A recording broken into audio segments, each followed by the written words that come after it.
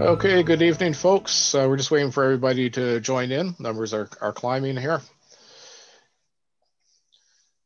Just going to wait until the numbers stop climbing. We're at 38 so far.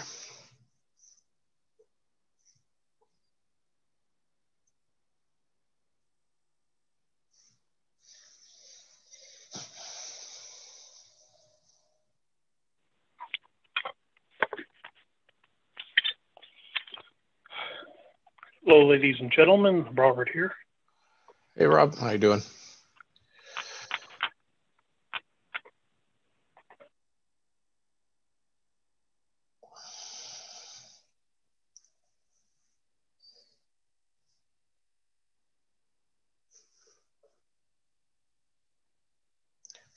For those who've just joined, we're just waiting for everybody else to link in here. The numbers are still climbing, which is a good thing.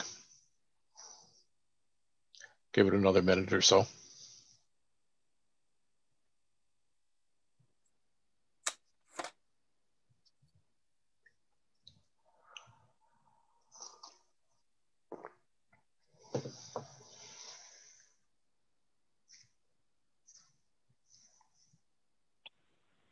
Oops, I just got disconnected. Oh, okay. We're back.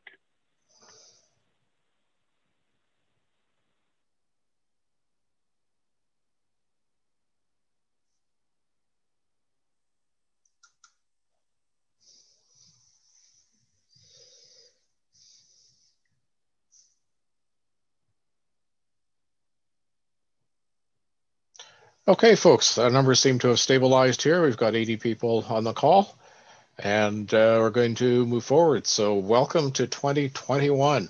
I'm hoping a year from now that we'll be welcoming you from the stage at the Canadian Aviation and Space Museum. We will continue, though, to simultaneously broadcast over Zoom for those who aren't able to make it out. But for now, we're virtual, and will be virtual for some time to come.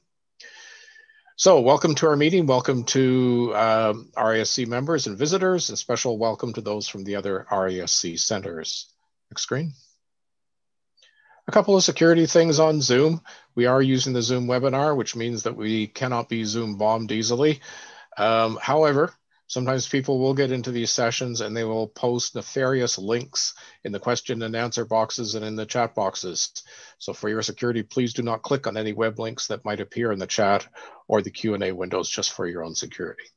Okay. So tonight's program, we've got a quick introduction here. I'm going to be doing the Ottawa skies for January. We have a brand new person to our group here, Loïc Bellemare-Alford. It's good to be talking about astrophotography with a cell phone.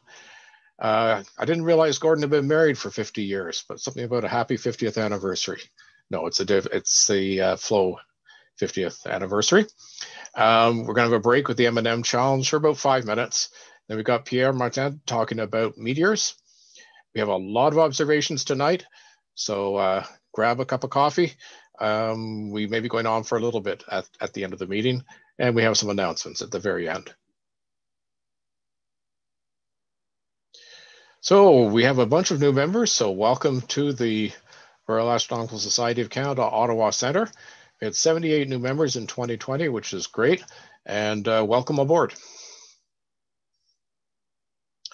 And we have a number of members in the news.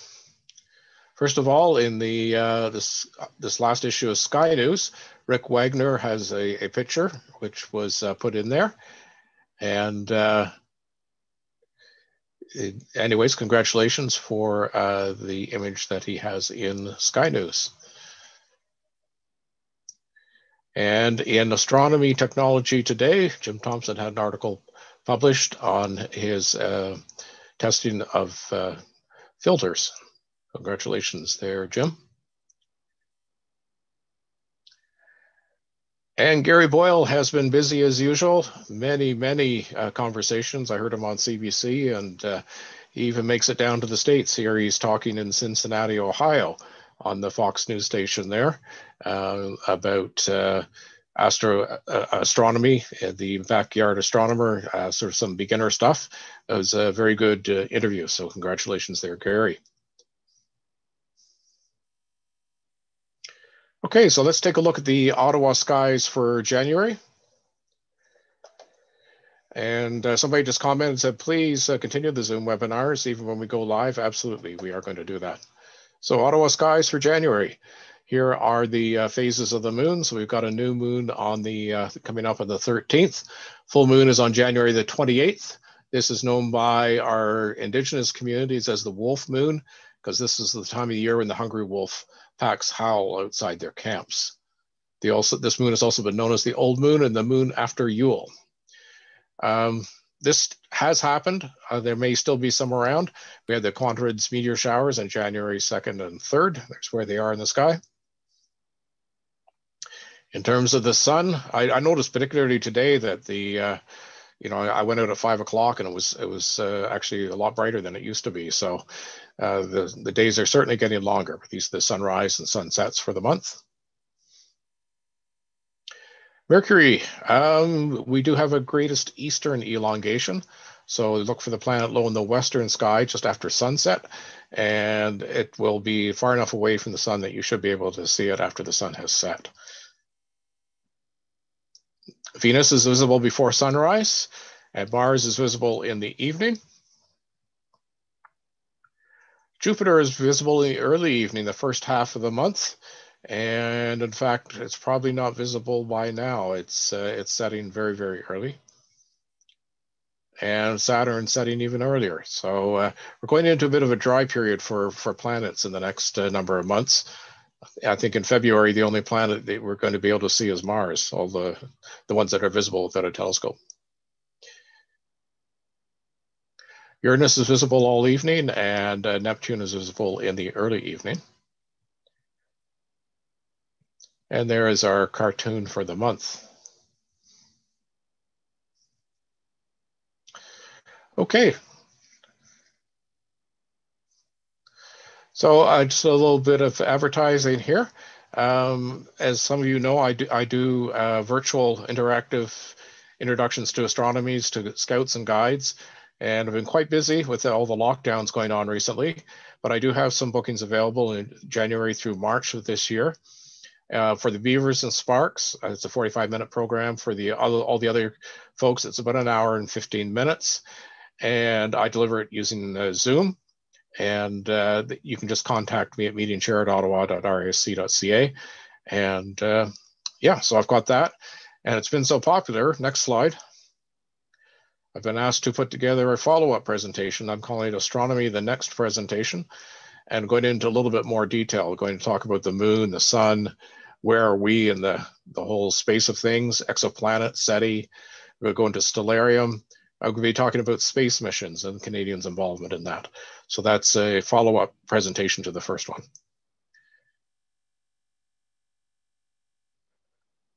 Okay, so look, welcome. And he's got a really interesting presentation on how to do astrophotography using your cell phone. Welcome aboard. Thank you. So I'm Loïc Bellemare-Alford, and tonight I'm going to talk about how to capture astrophotography using your cell phone. Next slide. So I want to start the presentation by asking you a little question. Which one of these pictures was taken using a phone? You can let me know in the comments in the chat if you want to take a guess. Okay, next one, next slide. Okay, next slide. So people guessed right, all of them were taken using a cell phone. I definitely see that people know their astrophotography here, because usually when I ask this question, I get people that are impressed to see that they're all coming from a phone. Next slide. So what can you expect from this presentation? I'm going to start by talking about my experience with astrophotography. I just started a few years ago, so I'm still pretty recent in all of this, and only used my phone for the last few months to take pictures of the stars, but was really impressed with the results you can get. Then I'm going to go on a step-by-step instructions on how you can capture the stars using your cell phone. So there's two different ways. The first one is mainly using manual methods on your phone that works with pretty much any recent cell phone. And then there's one that personally I think is more impressive, where Google can capture, edit the shot for you by pressing a single press of a button on your phone, and they do everything for you. I'm going to do a little mini editing tutorial to quickly show how you can edit your pictures on your phone pretty quickly. And I'm just going to finish by talking about the limitations of taking pictures of the stars using your phone. Next slide. Okay, so who am I? I'm a software engineering student at Polytechnique Montreal. This is important because when I see something about technology, I don't just want to know that it exists. I want to understand how it works. And this is why I got interested in understanding how phones, especially the Google Pixel phones, can capture the pictures of the stars automatically. I recently started a YouTube channel about photography. And one of my most popular video is how to capture the stars using your phone. And this is why I'm making the presentation tonight. And I've been taking photography for the last 12 years. Next slide. But only more recently started taking pictures of the stars. These were all from this summer at my cottage. So I was lucky during the pandemic, I was able to come into my cottage and take more pictures. So I started taking a little bit more pictures of the stars here and learned a little bit more about it. Next slide. Next slide, Chris. Thanks.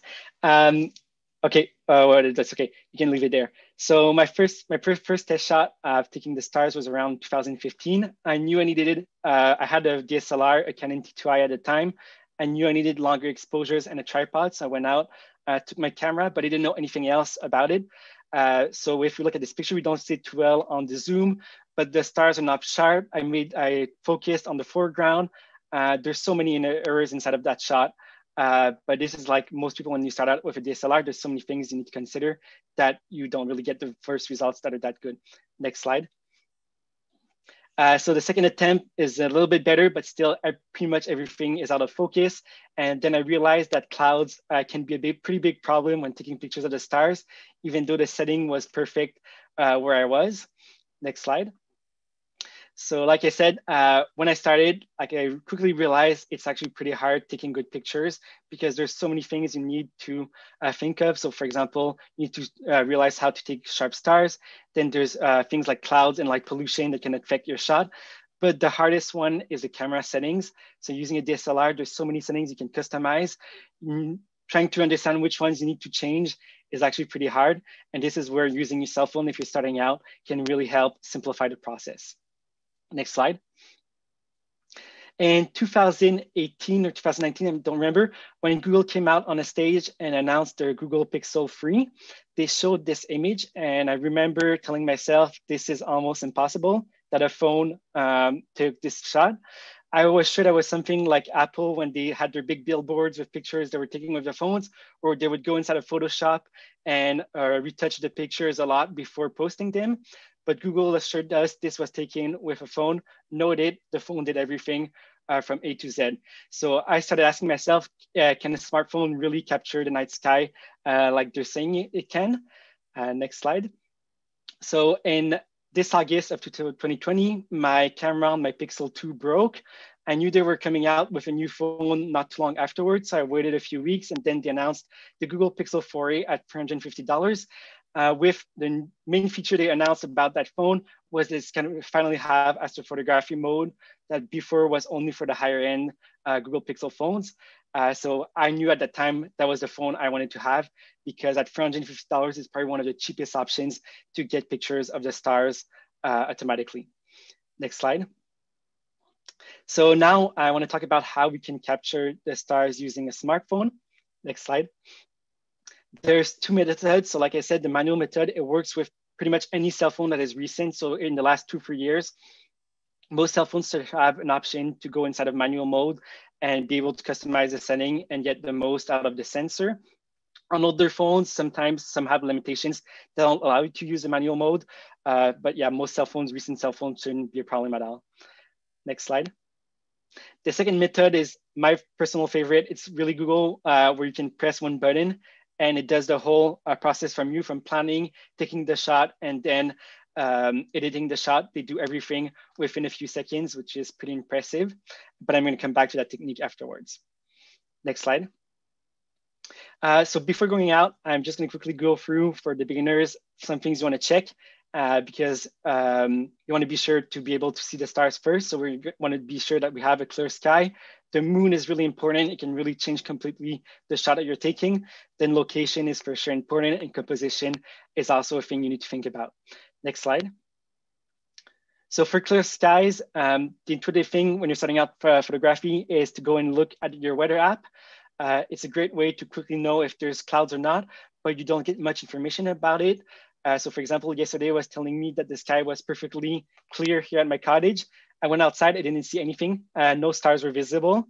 And this is where a specialized website like Clear Dark Sky that I recently discovered can really help go into more detail and really see if you can actually see the stars or not by looking at the charts and really seeing if there's something else other than just clouds that are blocking your view, because that's pretty important. If you cannot see the stars, you cannot take pictures of the stars. Next slide. Then there's moon illumination. So it's really going to change completely the shot. So the brighter the moon, the less you're going to see. But it's always something you want to try. And no moon means that your foreground is going to be really dark. So you might still want to have a little bit of moon, but that's really depending on what you're trying to take.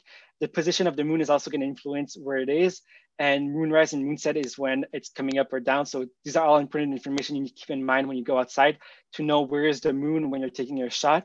For this, I like an app that's called PhotoPills. It's a paid app, but you get a 3D view of where is the moon instead of the sky, depending on your location. So it helps you a little bit plan your shot. So here is the location of my cottage. I took a few days ago, so I could see like where is the moon exactly in the free space, depending on the hour I am. It's also great to know when the sunrise, sunset are and things like that. Next slide. And just to show the effect of the moon, we can see here that a full moon on the left that I took, I think, like 5 days ago, is actually super bright, so we don't see much of the sky. Or when it's a full dark sky, we can see a lot more of the stars. Next slide. Location is also a really important one. So like most people know, you cannot take pictures of the stars in the city center because you have light pollution. This is one thing that beginners get wrong all the time. I already got some questions of people asking me. I think my phone is broken. I cannot take stars from my home.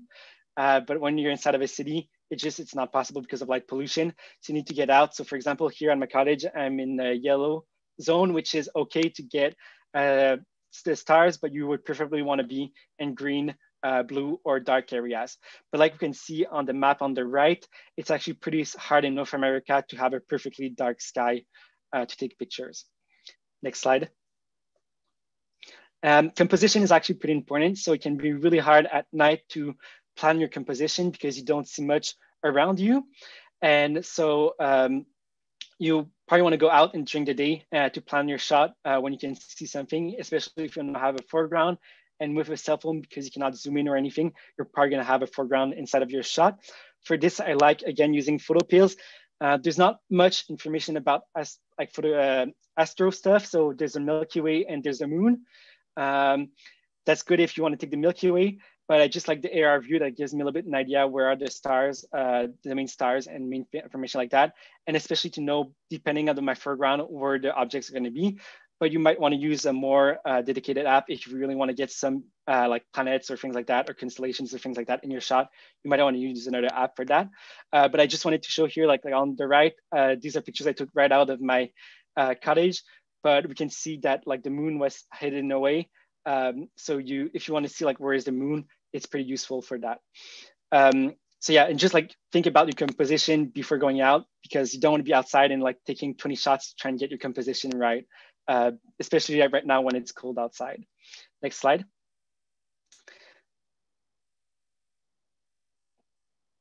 So I'm not going to show a demo. It's a recorded video I took a few days ago. So it's about the first method in manual mode. If you don't understand some of the terms or some of the important parts, I'm going to come back to all the important stuff afterwards. So we can play the video now. Okay, so now let's look at how we actually take the shots. So you're gonna need a few things to be able to take the shots. So the first thing is a tripod. You can buy a pretty cheap tripod because phones are not that heavy. So any tripods should do the job. Then you're gonna need a phone mount holder. So you might need to buy this if you don't have one already. And I'm just gonna screw this in on the top of the tripod so you can place it here and I can attach it to the tripod. So I'm just gonna screw it up. Make sure it's nice and tight because we don't want to have the camera moving while we're taking the shot. And I'm just going to place it here. I'm going to put it on horizontal mode. So I'm just going to turn it around here. And you want it to be horizontal because you want to have the most stars possible inside of the shot. So because the cell phones usually are around 27 millimeters, 24 to 27 millimeters, if you take it horizontally, you won't have that much stars in the top of the shot. So taking it vertically is going to allow you to have more stars in the shots. So for the shot we're going to have tonight, we're actually not going to see the stars that much because it's a full moon. So that is one of the worst types of conditions for taking astrophotography shots. So I cannot control that. So I'm still going to have to do the example. But everything still works the same way, whether you can actually see the stars or not. So now we're going to see the first technique of taking the shots, and this first technique works with whatever cell phone you have. The only thing you need to get is probably a pro camera app. So if you have your built-in camera app that allows to modify the settings, you're good to go. But me, on my Pixel phone, it's not included, so I had to go on the store and download an app that is called ProCam X.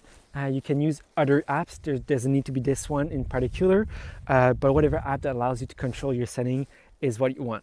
So we're going to make sure we have a few settings set up for this shot. So I'm first going to come in here and just look. I'm just going to bring it up a little bit. This was a little bit, so we can see a little bit better. So I'm going to go on my settings. White balance, I can leave it like this. Second thing you want to be sure when in your Pro Camera app is actually for the focus. So because we don't see much right now and it's pretty hard to look at the screen, we can actually see nothing on the screen right here. For the stars, I cannot manually select the focus. So for this, I'm just going to put it to infinity. So here I have it's landscape, but it's basically infinity. So I'm going to use this mode to get the focus as far as possible because we want to have the stars that are perfectly sharp. The next thing we're going to come in is actually change our shutter speed. And for this, you want to go with the longest one possible, depending on your phone.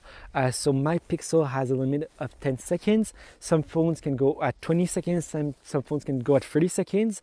I wouldn't go over 20 seconds with a phone. That's because if you go for too long, you're going to start having what we call star trails. So you're going to have little trails of the stars. So you probably don't want that when you're taking pictures with your phone. So you're going to, around 20 seconds is pretty good, but I have a maximum of 10 seconds. So I won't have a choice here. And I'm just going to go to the maximum I actually can go. So I'm just going to bring it here. So we have it at 10.2 seconds. And now there's one last setting we can actually change. And that's the last one we can actually control on the camera here. And it's our ISO. So for this, you might need to test and find which one works the best for you. But because it's pretty dark right now, I'm actually going to go around 1600. Maybe not too much more, because if you go up too much, it's actually going to make it look a little bit worse because there's going to be more noise inside of the picture here. There's a few last things I just want to check before taking the shot. The first one here is I want to make sure that I'm actually in RAW. So RAW is going to allow to capture more information inside of the shot, and when we're going to edit it afterwards, we're going to have more information to be able to recover the stars inside of the sky. Another thing we want to make sure we have set up is our flash. We don't want to have any flash because you don't have the foreground that is overblown. So when overblown is too much light inside of it. So we're going to just make sure that it's off, and in this case it is. And we're ready to take the first shot. So we're going to just press the shutter button here and wait a few seconds. And one thing that is pretty important is that you don't want the camera to move too much. Because my tripod is very stable, it's actually okay that I press right on the screen.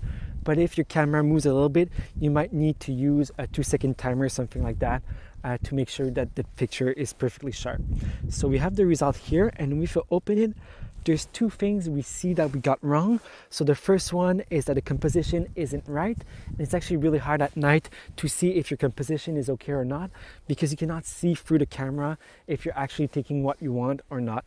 So we're going to bring down the camera a little bit to get a bit better composition, because I want to have some of the foreground here. And the second thing we can realize is that the shot is a lot too bright. So we're going to bring down the ISO. So the lower the ISO, the less light there is in the shot.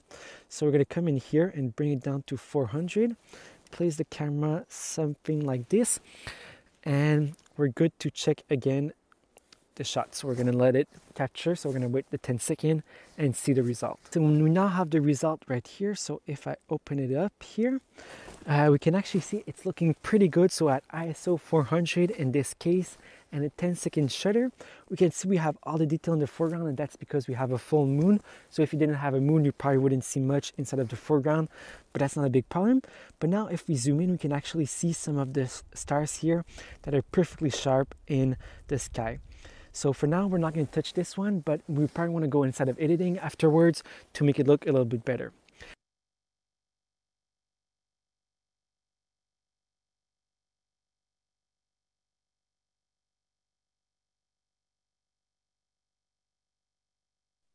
Oops, I was muted. Next slide. Okay, so for the equipment, like I said, it's important to have a tripod and a phone mount. If you don't have that for your phone, you can go on Amazon or Henry's or whatever camera store that is close to you. They're probably gonna have a kit with a phone mount and a tripod for like 20 bucks. So it's really inexpensive. And if you don't have a tripod, you don't really need one. You can actually just use a rock or whatever, where you can put your camera perfectly stable. You just wanna be sure that during the time that you're taking the picture, the camera doesn't move at all during that time. Next slide.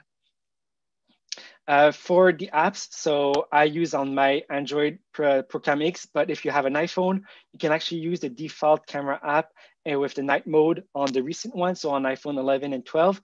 I don't own an iPhone, so I don't 100% sure how it works, but my understanding is that if you put it on a tripod, it's gonna pop up and allow you to select your shutter speed and ISO for your shots. So you can do that way, or you can use another app like the Moment Camera app or any other pro camera app on the store for iPhone. Next slide. On Android, you can use the default camera apps in most of the cell phones. So like Samsung phones usually have a pro options instead of the camera app. Like I said, I use the Program X, but again, you can use whatever other phone app on the store that is available. The only thing you want to check is that, for example, Lightroom only has a limit of 1 second for the exposure time. So you might need to test a few different apps depending on your phone to try and find the one that has the longest shutter speed possible. Next slide. So just to go through the camera settings quickly.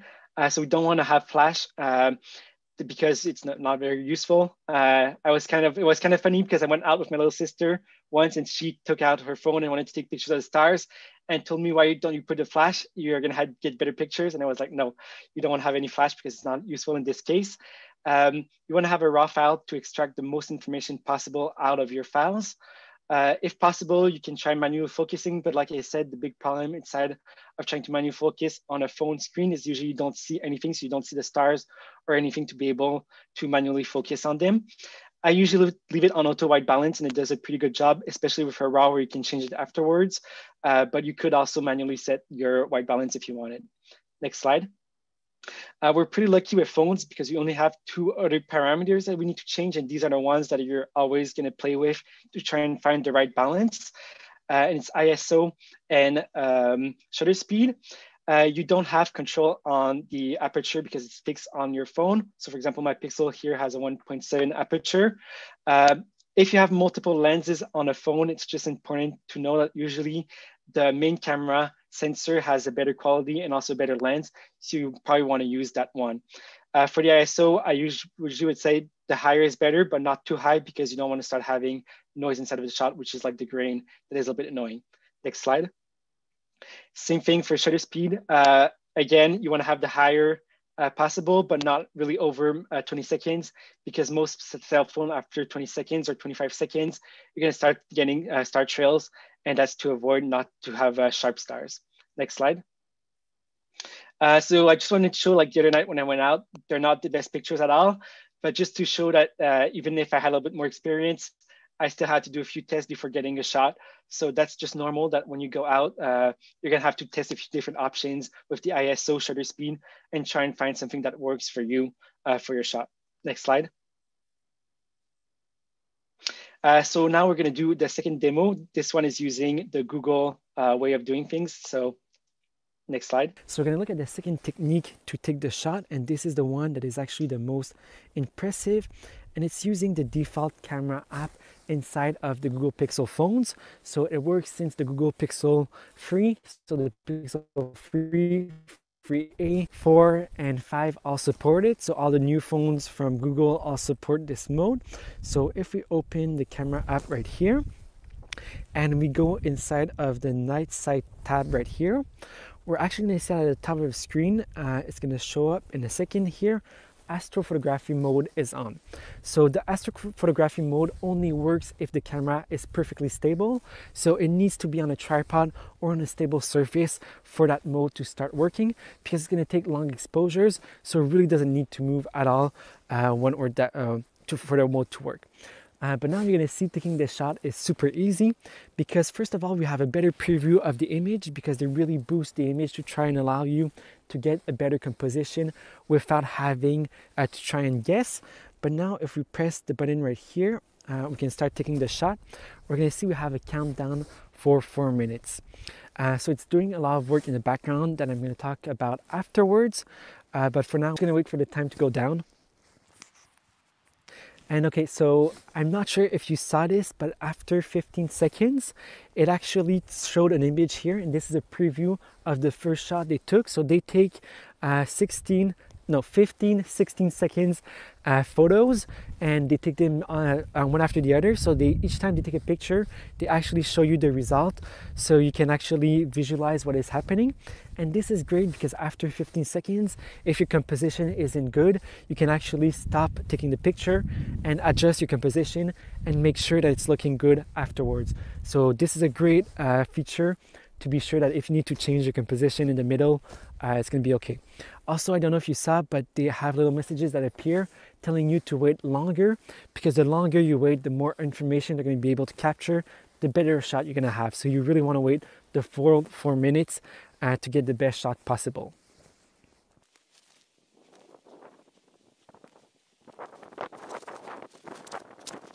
One thing I usually say when I talk, especially to beginners that start taking pictures at night, is that it's always very cold during night, and this is especially true that we're in winter right now. So always be sure to have multiple layers. Even in summer, it can become really cold during the night, so be sure to have everything to stay warm, because there's nothing worse than waiting minutes for a shot and freezing during that time. So I have some gloves here just to make sure that I'm hot during taking the shot.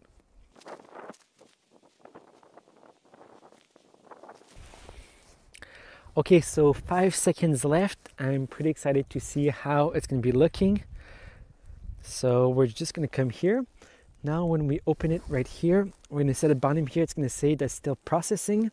And now if we look at this shot, it's really impressive what this mode can do. So it's stitched there, and now we have very sharp stars inside of the sky, and we don't see any noise or anything like that. And we have a lot of detail in the foreground also. So let's continue the presentation, and I'm going to talk how they actually do to get these shots automatically by pressing only one button. So just remember, this shot was taken by pressing one button. We didn't have to do anything else, and we got this result. Okay, so next slide.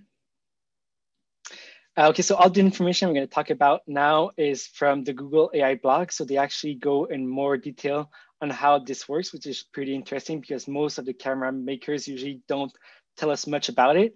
And it's also interesting, I think, for beginners to understand a little bit more of the advanced techniques, and even for more advanced people to understand all the techniques that Google are using to create these shots, because they don't reinvent the wheel. They just use existing techniques and they use all of them together to get better shots. Next slide. So they have a 3-step technique. So they plan the shot, they capture the shot, and then they edit the shot, which is pretty similar to how a photographer would do it too. Next slide.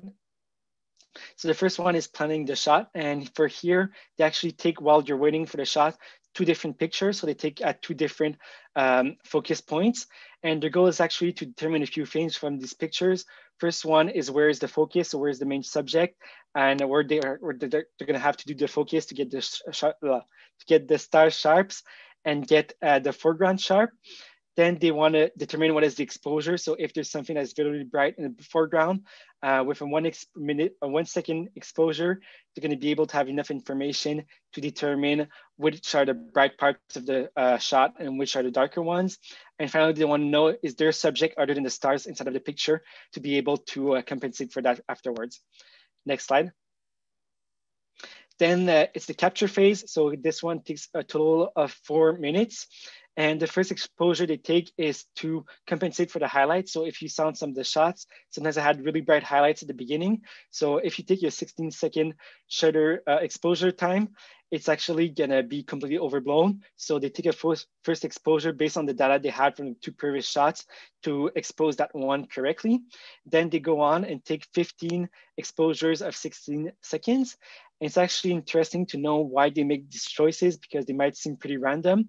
So the 4 minutes was actually just based on test was most people that were not used to taking pictures of astrophotography. 4 minutes was about the maximum time they were ready to wait to get a picture of the stars. And the 15 exposures of 16 seconds is actually just 16 seconds is long enough to get enough information from the sensor, but it's not too long that if you have something that's moving like trees or something like that, that they become completely blurry. So this is why they made these 2 choices. Next slide. Then the second challenge is editing, and this is actually one of the hardest ones and where the most of the magic happens inside of the technique. So they have a few steps. So they align the stars, then they do tonal mapping, they reduce the noise, and they also correct the white balance. There's a lot more that goes into it, but these are the 4 I'm going to talk about. Next slide. So the first step is aligning the stars. So this is not a new technique. It's actually one that a lot of people use, where you take multiple pictures, then align all the stars afterwards to get better results and more brighter stars. But what is impressive here is actually they determine what is the foreground and what is the background automatically using AI and can separate all of this information right away. So this makes the process a lot easier because they can align the background separately and then adjust everything else for the foreground. Next slide. The second part is using part of this information, but afterwards to determine what is the exposure for the different parts of the picture. So for example, in this one, we have the Milky Way, we have a foreground that has a really bright light, and then we also have the water, the trees, and all kinds of information here. So again, they use some AI algorithms to determine the different parts inside of the picture and determine how each should be corrected afterwards in editing. Next slide. One that is pretty interesting is how they reduce noise. So instead of using, Lightroom reduces noise by taking an average. So a little bit more complex than that, but basically what they do is look around of every single pixel and try and determine if it's noise or if it's actually detail inside of the shot, and then try and reduce the noise that way. But the problem with that is sometimes you lose some of the stars when doing this technique. But what the pixel does is what a technique called pixel averaging. So they take multiple shots together for every single pixel. They take an average of that value. And if you have only a few shots that have noise inside of it for the pixel, they're going to be able to get more information out of it because the average is going to be closer to the real value. So for example, if you have a tiny star in the shot, if they do an average of a tiny star that is white, it's probably still going to come out as white instead of this technique, where using Lightroom, they might just get rid of that star totally because they're going to think it's actually noise. Next slide. So I actually have a little example here of both techniques. So it's the same shot. One is using the pixel and the other one is using noise reduction inside of Lightroom. And we can see that Lightroom actually removed some of the stars from the sky, even though it's the same shot. Next slide. Okay, so editing, another challenge of editing is the white balance. So actually in a scene, there's a lot of questions you need to ask. So what is the color of the sky? What is the color of the trees at night? Because usually with our eyes, we cannot even see that much the colors of the trees. And what are the colors of other things? So like, for example, in this example, I have artificial lights that need to be compensated. And again, here, what Google does is they trained on a bunch of images based off pro photographers that took pictures at night of the sky. and they took all that information, passed it through an AI algorithm, and they automatically afterwards analyze the scene, and based on the information they have from the scene. So what is the sky? Is there the Milky Way in the sky? Is there a foreground that is visible? Are there trees and things like that? They determine based on that what it should be the white balance, because it's actually really complex for a phone to determine what is the right white balance at night. And also gives different results on different types of shots you take. So sometimes, like in this one, the sky was actually really blue. But other times they're going to take the sky and it's going to be perfectly black. So it really depends on the situation. The algorithm is going to give different results depending on that, and depending on how all the thousands of pictures of the photographers they took influence the result. Next slide. So now I'm quickly going to go on how to edit the shots. Next slide. I have here two mobile editing apps because I just wanted to stay everything mobile. Usually I edit my shots on a desktop, but these are two great apps. I use Lightroom Mobile, but it's a little bit expensive. So you can also use Polar Photo Editor. Next slide. So quickly, Polar Photo Editor is really similar to Lightroom. It's just cheaper. It's only a few bucks per month. And actually has a cool option where you can select the sky automatically. So when you want to expose, when you want to edit the foreground and the background separately, you can actually select the sky for you automatically, which is pretty nice. The only thing is some of the advanced features to edit the shot are actually paid features. So you might need to pay for it, but it's still really powerful for a free app if you're just starting out in photography. Next slide. So I like editing my pictures with a two-step process. I first edit the foreground, then edit the sky.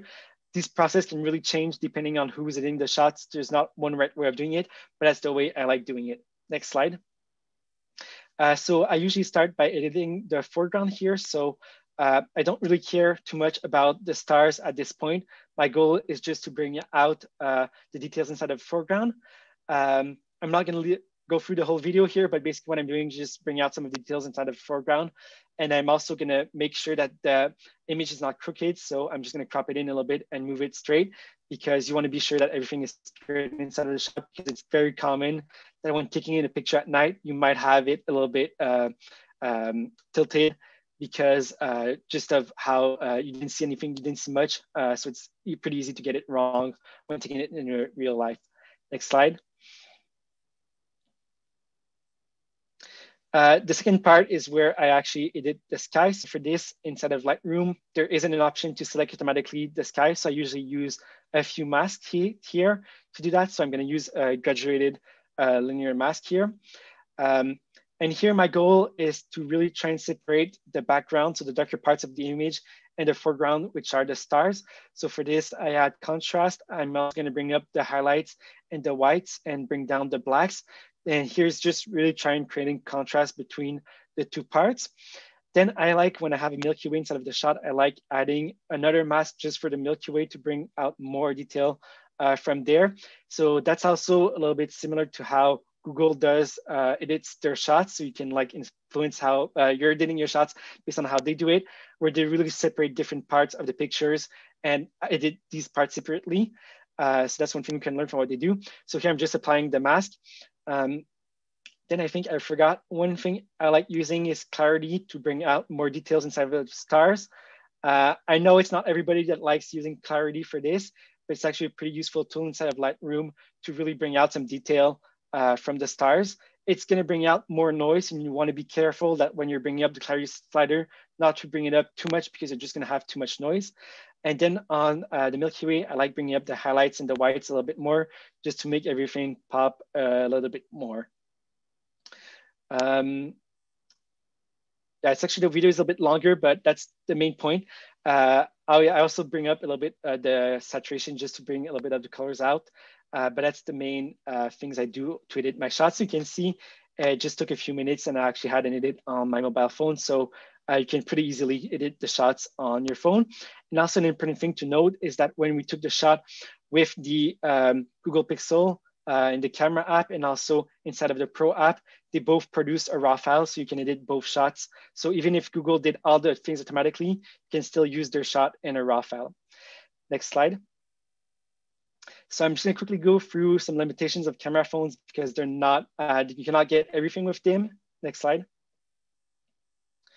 So the sensor size is a huge factor. So a full DSLR with a full frame sensor is going to get a lot more information, as we can see here with the Canon shot.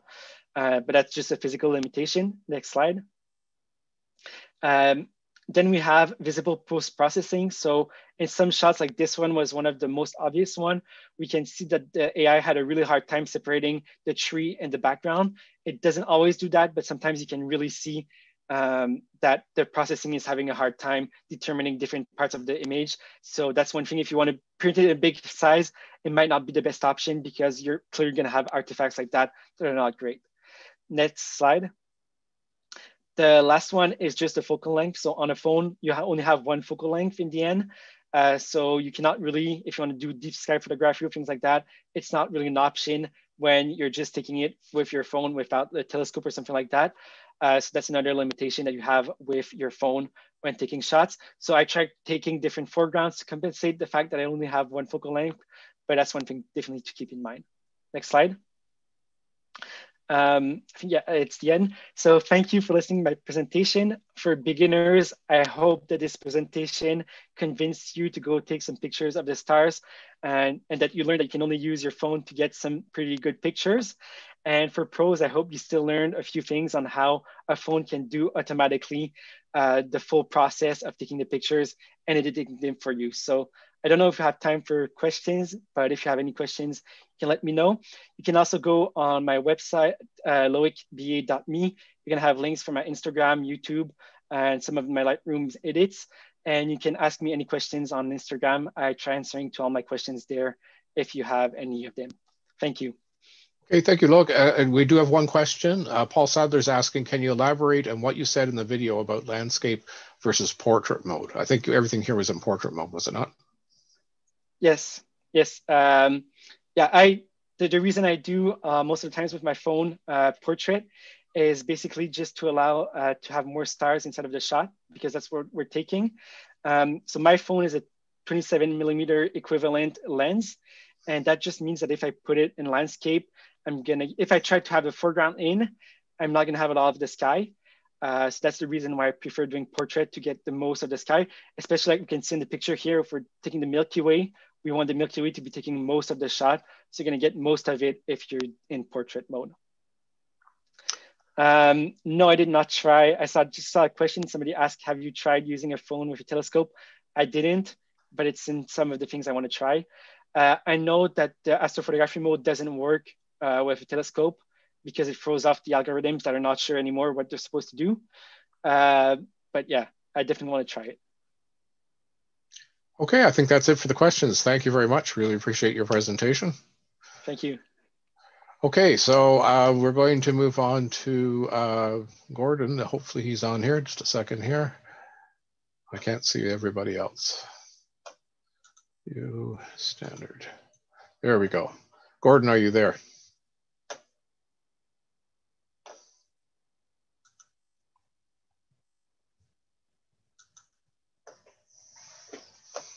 I don't see him. There he is. He's there. Gordon?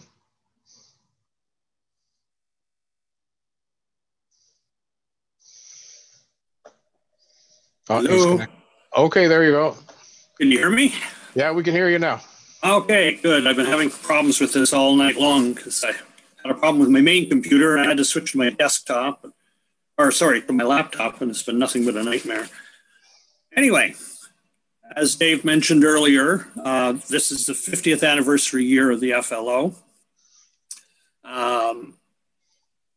It was the 50th anniversary of the founding of the Ottawa Centre Observatory. It was initially located at North Mountain near Osgood. But as the city grew and light pollution increased, it was moved to a darker site on the Mill of Kintail, where it became known as the Indian River Observatory and was later named for the late Fred P. Lossing. Fred was one of the driving forces behind the creation of the observatory and was the designer builder of the 16-inch telescope that was used there until just about 2 or 3 years ago, 4 years ago. Our FLO director, Rick Scholes, has been reviewing the logbooks and he's preparing a series of articles to trace the history of the observatory from day one, which was January 23rd, 1971, up until the present. And we feel it's important to recognize and celebrate the 50th anniversary. So we're planning several events in the coming year to coincide with events 50 years ago. The first event will be a star party at the FLO to commemorate the founding on Saturday, the 23rd of this month. This will, of course, be weather and COVID restriction dependent. And I'll make the go, no-go call in the usual manner to the group mailing list. The second event will be another star party on Friday, September 24th, to commemorate the first, what they called Star Night, to be held on the 24th, or it was held on the 24th. This is September 1971. There were only 30 people at that event, and I think we can do better than that. We're being told that all who want a COVID vaccination will have one by the end of September. That's what they're saying. I'm not sure I believe them, but anyway, that's what they're saying. So we should be safe by then. So let's see if we can beat them and get 50 people out. There will be other events, but much will depend on the COVID restrictions, the state of the vaccination at the time, and common sense. We'll let you know in Astronauts and in our monthly meetings. And if you have any suggestions for events, please let me know. I'm sure many of you have stories about the FLO. I've heard more than one story about strange happenings when people were alone there late at night. I'd love to have them for Astronauts, even if it's only a paragraph. I'll put a compilation of them together or something. And so I'm starting a new column for this month's Astronauts, which will be out in a couple of days. And it's just for these FLO moments. So please send them in. That's all I have for you. Thanks. Okay, thank you, Gordon. So, yeah, keep those dates in mind, and we'll be in the Astronauts. So that's great. Okay, next slide, Chris. Oh, we're moving into a break. This is where we have our Messier Moon Challenge. I'm going to throw up 2 images. We're going to have a 5-minute break, and we'll resume things. And we've got Pierre talking about meteors right after the break. See you in 5.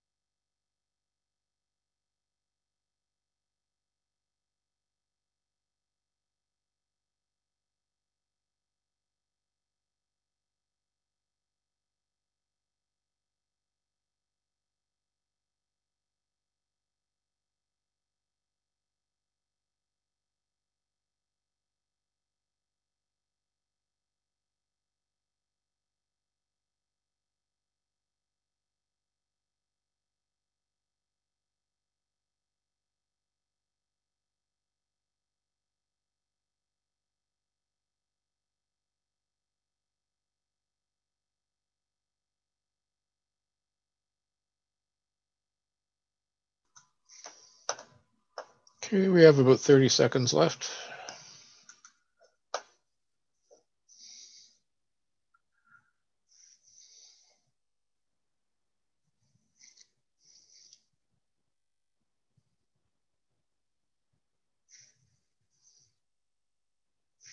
Okay, Chris, if you want to move on to the next slide. Okay, so I don't know how many of you were able to guess what those images were, but we had Messier 83, the Southern Whirlpool Galaxy, and Clavius as the crater on the moon. Okay, so I'm pleased to turn it over to Pierre. Oh, I'm getting some feedback here. I think it was coming from Taras. Oh, we lost this. Are you going to share your slide deck then? Yes, I'll just set up my share screen. Okay, I'm going to spotlight you. And just I got to remove the spotlight from myself. There we go. Spotlight for everybody. There you go. Okay, your slides are clear. Okay, thank you. Good evening, everyone. So I'm Pierre, and I'll be talking about my presentation will be a three-part, starting with some results on the recent meteor showers that we saw over the past few months. Then I'll be talking a little bit about visual meteor observing techniques. And the subject will be about meteor shower associations. So when I'm out observing, how do I know where the one meteor come from?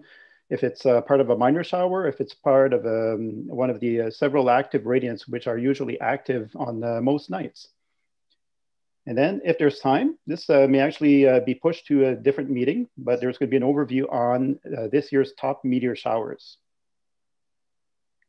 So first, a little bit about the showers that were active, the last three big showers. So going with the Geminids, this was an excellent year with moonless skies on December 13th, 14th. But unfortunately, it was overcast in the Ottawa region. So my attempt to observe the peak was unsuccessful, but I was able to get a number of hours of viewing at a dark sky site on the following night, although with much reduced rates. The IMO was able to gather a very successful number of reports from around the world. So they were able to mount a good analysis, and we'll take a look at that shortly. And also there's a growing network of cameras, video cameras all around the world, especially based in North America and Europe, that are linked together to gather results and able to get some very precise orbits and details on the meteors. We'll take a look at that too. So first, the visual details on the IMO site. So the Geminids were obviously the year's best meteor shower. They produce a very typical activity profile, reaching a peak zenithal hourly rate of about 150. And the peak came pretty much right on schedule. So it was early evening for our Eastern Standard Time hours. And had the sky been clear at the optimal time for viewing around Ottawa, we would have been pretty much towards the descending slope after the peak. So at the time where that period of time during the shower, we often get an increase in bright meteors. So a couple of photos from the following night that I was out. I went out with Raymond Dubois to the North Frontenac Dark Sky Preserve. It's a beautiful dark sky site, and it's maintained throughout the winter, so it is accessible. There's a large parking lot there and washrooms. So obviously, with COVID, if anyone is going, there's a number of people, maintain your distance and precautions. So this is one shot. Didn't get too many meteors because the rates, only one night after the peak, the rates are already dropped down to only about 20 or so per hour for the Geminids. But did manage to get a few captures. And this is the sky facing the south with one Geminid there near Procyon. And my second camera facing the north, so the other side of the sky, captured this bright Geminid. And now we're going to take a look at this last meteor with a time lapse. So basically 10 minutes assembled together with several short exposures. And you can see the meteor and the persistent train drifting across. Let's just play this again so you can check it out.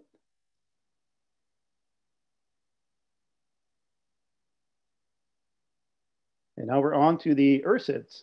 So you may remember last year when I presented the upcoming meteor showers, I was quite enthusiastic about the Irsids. There was a good chance that this shower could produce some additional activity, some strong outbursts for 2020 because of the old dust trails that were predicted to intersect the Earth. Now those were very old dust trails to the point that the predictions in terms of the timing and the rates were a little bit questionable, but it was a good chance of that happening. So once again, we were not too lucky for the weather, as many of you know. This was a night of the Great Conjunction, so it was difficult to get clear skies or even an opening in between, the overcast. And I tried my best. I actually went all the way out to the North Frontenac site late at night, hoping to get a small hole. And I did get a very, very small opening, but it was not enough to tell if anything was active at all. It was pretty much a bust for observing. And all around the world, there was a lot of a challenge for observing. So for the visual side of things, there was not a whole lot of data accumulated on the IMO. However, the Canadian Meteor Orbit Radar and the camera network, the CAMs, as well as the radio scatter results, were able to confirm that a modest outburst did occur with significant numbers of Irsids, quite a bit above the normal annual rates. And this outburst came pretty much at the time that it was predicted to happen, which was shortly after midnight. And the rates were about 40 per hour, but no sensational outburst. So here we have basically the left side shows the Canadian Meteor Orbit Radar. And you see near the top, this bright, colorful glob, that's the Irsids that were detected. Several meteors were plotted in that spot to basically form the Irsid radiant and show that very clearly. And then on the right side is a similar idea, but with the worldwide camera network. So this is actually great when only a day after the shower, you can very quickly see what happened in the sky, which showers were active, and gather the information quickly. Whereas with a traditional method of visual, it can take several days before enough people have submitted their results and that you have enough data to show the profile. So then finally, the Irsid's radio scatter results, once again, you can see on the bottom left, especially the dust trails that were responsible for causing the outburst. Those were laid out by the comet in the years 719, 733, and 829. So very, very old dust trails. It's actually quite impressive that the model forecasts were able to predict that this was going to happen this year. So the model was lower. So initially the model estimated that there would be a major outburst at around 600 per hour. So that did not happen, but it's pretty typical that in the case of very old trails, so the activity will be lower than predicted. So now the very recent shower, this one peaked last weekend. So dust trail modeling by Peter Jenniskens showed that, or hinted that there would be maybe an above average display that would favor the Pacific longitude. Now this is one tricky shower to catch because the peak is typically very, very narrow compared to the Geminids or the Perseids. You have the right spot, the right time, or you may not see a whole lot of anything. So the night was quite cloudy. I was hopeful initially because the clear sky chart was forecasting clear skies, but unfortunately there was a low level overcast clouds throughout the whole region that affected the night. So no possibility to observe. And also the moon was, I believe was about 75% near full. So it was a major hindrance in the sky. However, I did wake up a number of times during the night just to see in case there would be an opening. And there was one small hole over Orleans right around 5:30 that lasted about 12 minutes. And in that time, just looking from my front porch, basically, I saw 14 quadrantids in just 12 minutes. It was really going. I was seeing bright meteors, and right and left, I could tell there was something really active going on, which surprised me because the peak was not forecasted to happen for another 3 or 4 hours.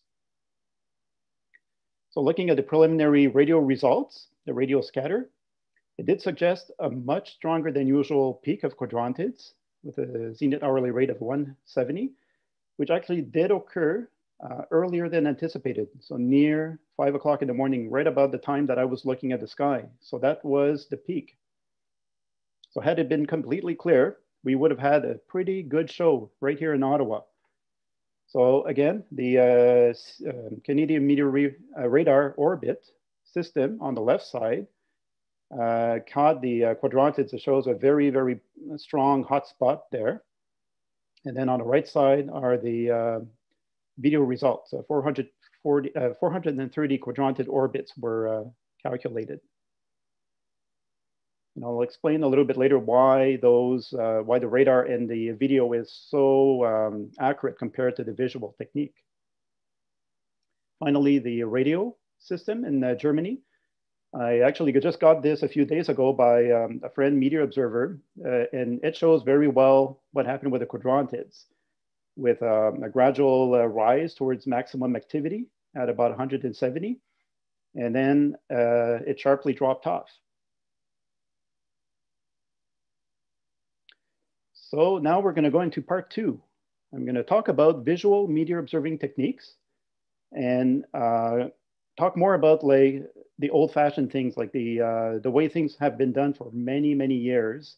What I typically have done and still do, because I enjoy it, like there's a part of meteor observing that there's a certain simplicity about it. And it's actually nice sometimes to get away from the computers and the technology and just to keep things simple. It's just a lawn chair, the sleeping bag, you're just looking up. And it's a very, very simplified type of observing that you can still contribute to science. You can still contribute useful data without any technology at all. So I'd like to just share some tips. And on this segment, it'll be about meteor shower association. Oh, and there's a quiz at the end, so you need to pay attention. Okay, so before we go into details, let's first take a look at the basics. So meteor shower radiance. Now I won't go too much into details about this because there's a lot of information and there's many sources that talk about the basics of meteor showers. But in a nutshell, when we pass through a meteor stream, the meteors encounter the Earth more or less in parallel paths. So this creates the effect of perspective. The meteors appear to emanate from a region in the sky, a small point in the sky called the radiant. Now look at the illustration on the right side. You pay attention to that. And you'll notice this is a typical illustration we'd see in a lot of news write-ups or articles or on the web. You'll often see the constellation, the point, the radiant, and the meteors coming out. This is not a very accurate representation. There's a lot of things that are actually wrong and that don't occur in real life. One of them is and it can be a source of confusion for newcomers, is they look at this and they figure, oh, the meteors occur near the radiant or in the constellation or near the constellation that they emanate from. Well, in fact, the meteors can happen anywhere in the sky. It's only when you trace an imaginary line behind the meteor that it will eventually come back to that radiant if it's part of that shower. The other issue is oftentimes we think of the radiant of a shower as a point in the sky, as a precise point. And this can often be, the source of confusion can often come from sources which indicate the radiant position by the coordinates, the sky coordinates, which are basically a small area in the sky. In fact, the thinking was right up until the 50s, the assumption was that the radiant was a small area of the sky, and any suggestion of a radiant being larger than what it was thought of was because of level of error when people were plotting, observers were plotting meteors on their charts. We'll take a look why this is actually not the case.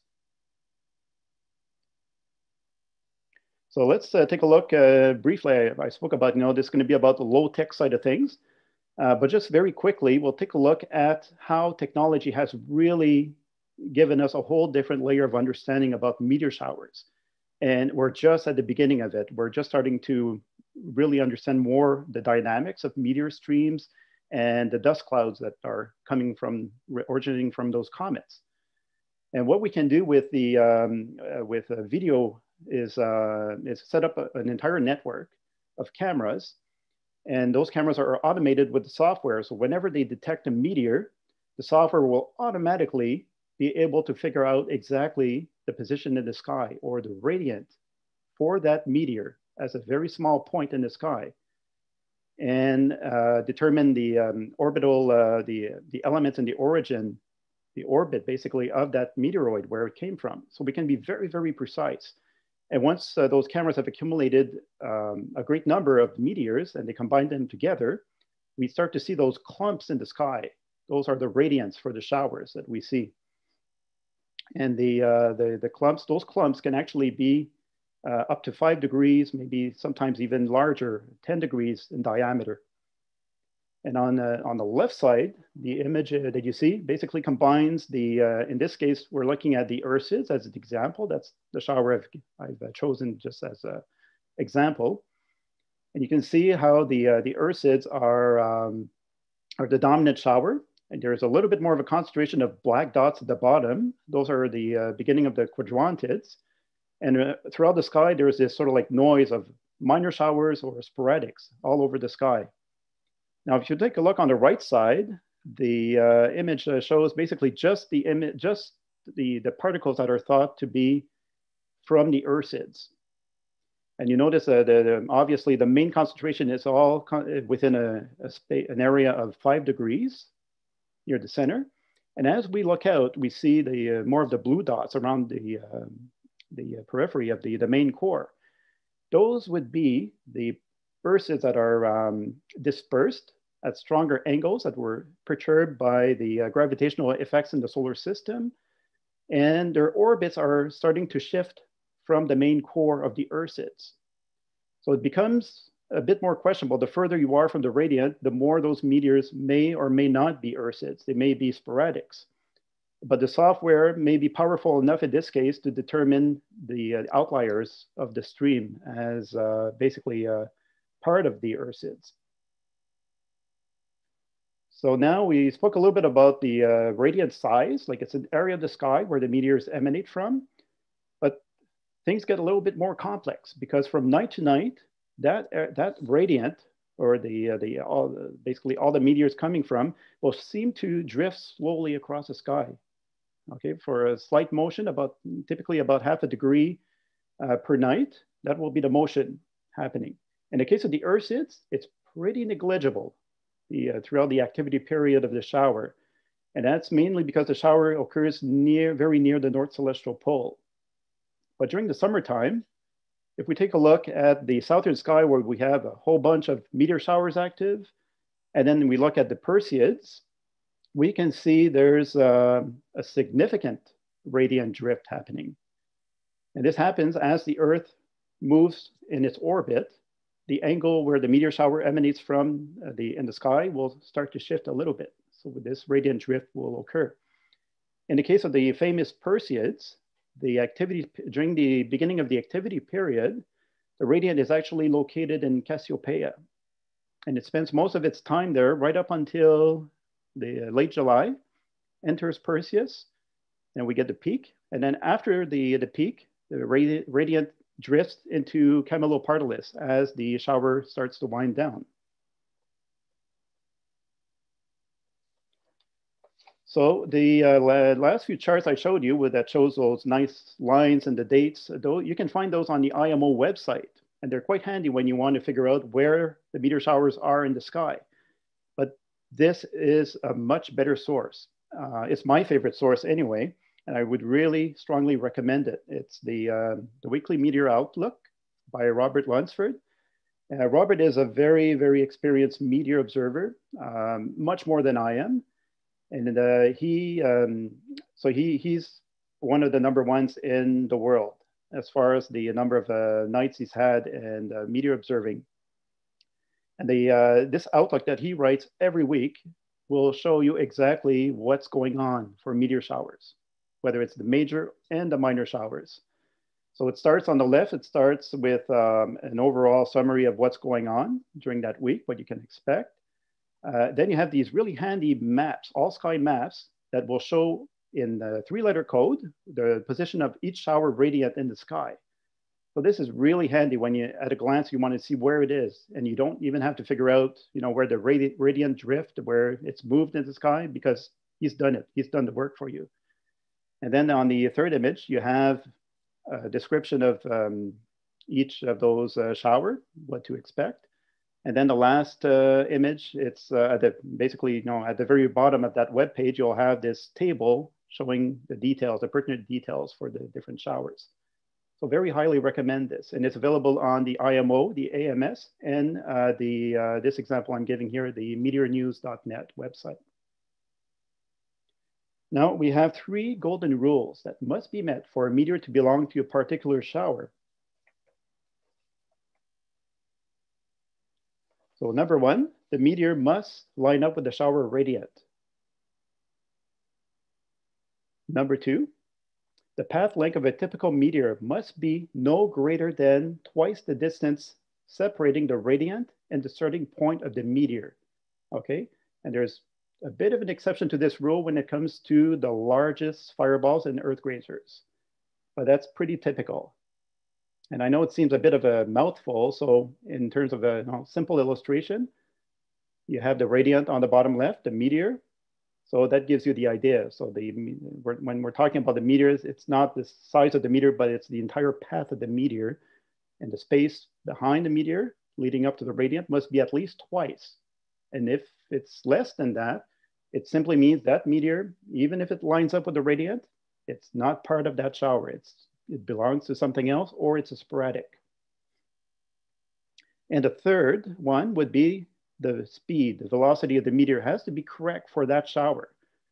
Now, the typical showers, we get slow meteor showers, we get medium speed and fast ones, but I'll explain why this is not as easy as it seems. So now if I'm out in the field, there's 2 different methods I can use for identifying meteor showers, or the meteors I see, to assign them to the shower that's active in the sky. So I'm going to go on the IMO.net website. You can go in there and you can download those, what's called the Nomadic Atlas Berno sheets, those star charts, and you print them out. The beauty of these sheets is that they have the type of projection of the sky, the constellations, that allows you to draw straight lines on paper. And we're going to use those charts to plot meteors that we see as accurately as we can. So if I'm out in the field, I see a meteor, and I'm going to draw a little arrow that represents that streak that I just saw. And this one right below the, right near Polaris. And I'm looking for Irsids. I'm trying to see if I can spot them. So now let's just zoom in on that small part of the paper. So you see that little meteor that I drew, and I put a little number 4 to identify a number. So there was 3 other meteors that I saw before that. So I've done all that. I get back home. And now the next thing I do is I go on Robert Lunsford's all sky charts, figure out the position of the radiant, and draw a circle with the 3-letter code for that shower, for the Irsids in this case. And then I take my ruler and a pen and trace a path behind. And I see, does it line up with that radiant? In this case, it just does, but it counts. It's an Irsid. And then we think about the golden rule number 2, the distance behind the meteor to the radiant. It's sufficient. In this case, it's at least twice, so that's good. And then the third one is the speed estimate. These meteors should be medium speed, so we have a good Irsid for this one. Now, when I talk about radiant size, I spoke about earlier about the physical size, that we discovered that radiants are globs of small areas of the sky where the meteors emanate from, so as opposed to a precise point. However, when we're plotting meteors, it can be assumed that the radiant size can be artificially enlarged the further we see the meteor from the radiant. And that's simply because when we're plotting, no one is perfect. We're going to have a margin of error that's going to increase the longer that length is between the meteor and the radiant. So if the meteor was seen 70 degrees away from the radiant, we would assume a radiant size of about 23 diameter for that meteor to count to belong to that shower. So that gives you the idea. And now as far as speed, that's where it gets a little more interesting. So the IMO has provided these tables that show us basically that the idea is you want to try to estimate the speed, the degrees per second that the meteor has been traveling over a second. And in this case, 5 degrees per second would be a slow meteor, and 30 degrees per second is a fast meteor.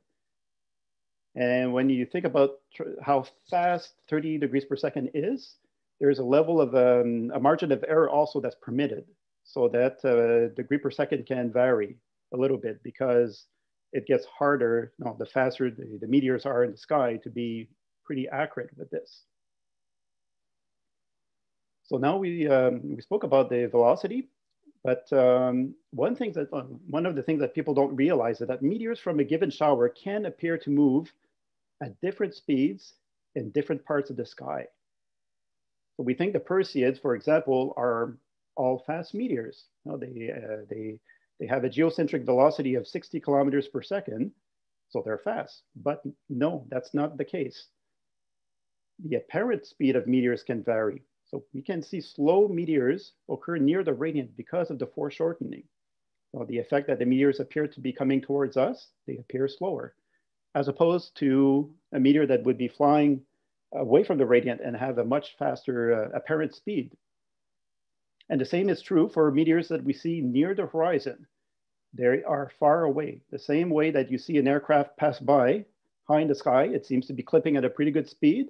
And as it gets further and further near the horizon, it gets to the point where it's really slowing down. It's the same with the meteors.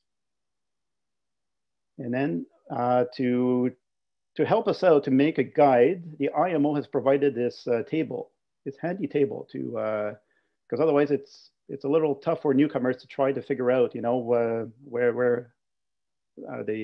the correct speed of those things. So when we take a look at this, basically 3 groups. Think of those 3 groups, 25, 40, and 60 kilometers a second, as 3 different showers. You have the slow meteors, medium fast, and the very fast. We're going to take a look at the columns here.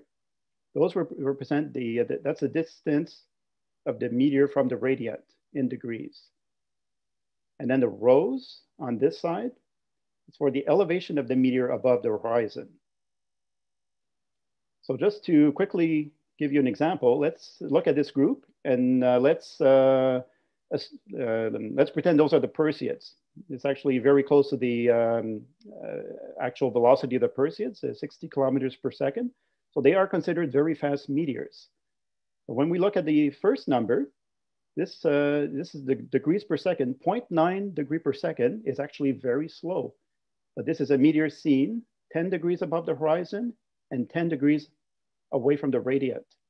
So those 2 combined effects would give the effect of a slow meteor, as opposed to a 30 degree per second Perseid that would be seen 90 degrees away from the radiant and 90 degrees high or at the zenith. You'd be getting the fastest possible meteor from that shower.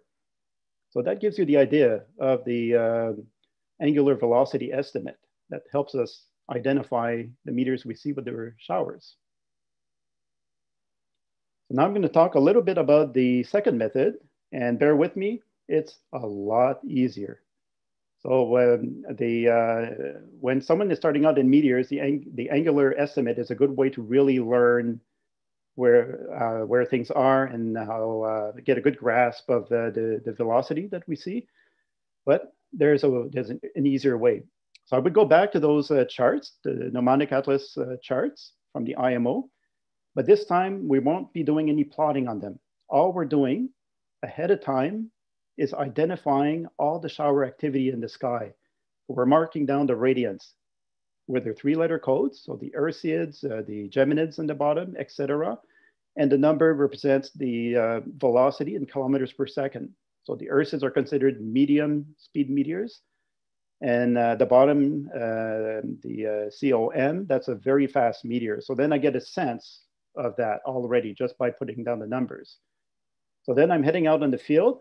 And what am I doing to try to identify the meteors? It's very simple. I tie a string around my thumbs like this. And when a meteor goes by, okay, let's just pretend this little streak on the left or in the middle, we just seen our meteor. I would raise my arms up in the sky, stretch out that string behind the meteor, and very quickly go backwards until I can see whether or not it lines up with with a radiant that's active for that night.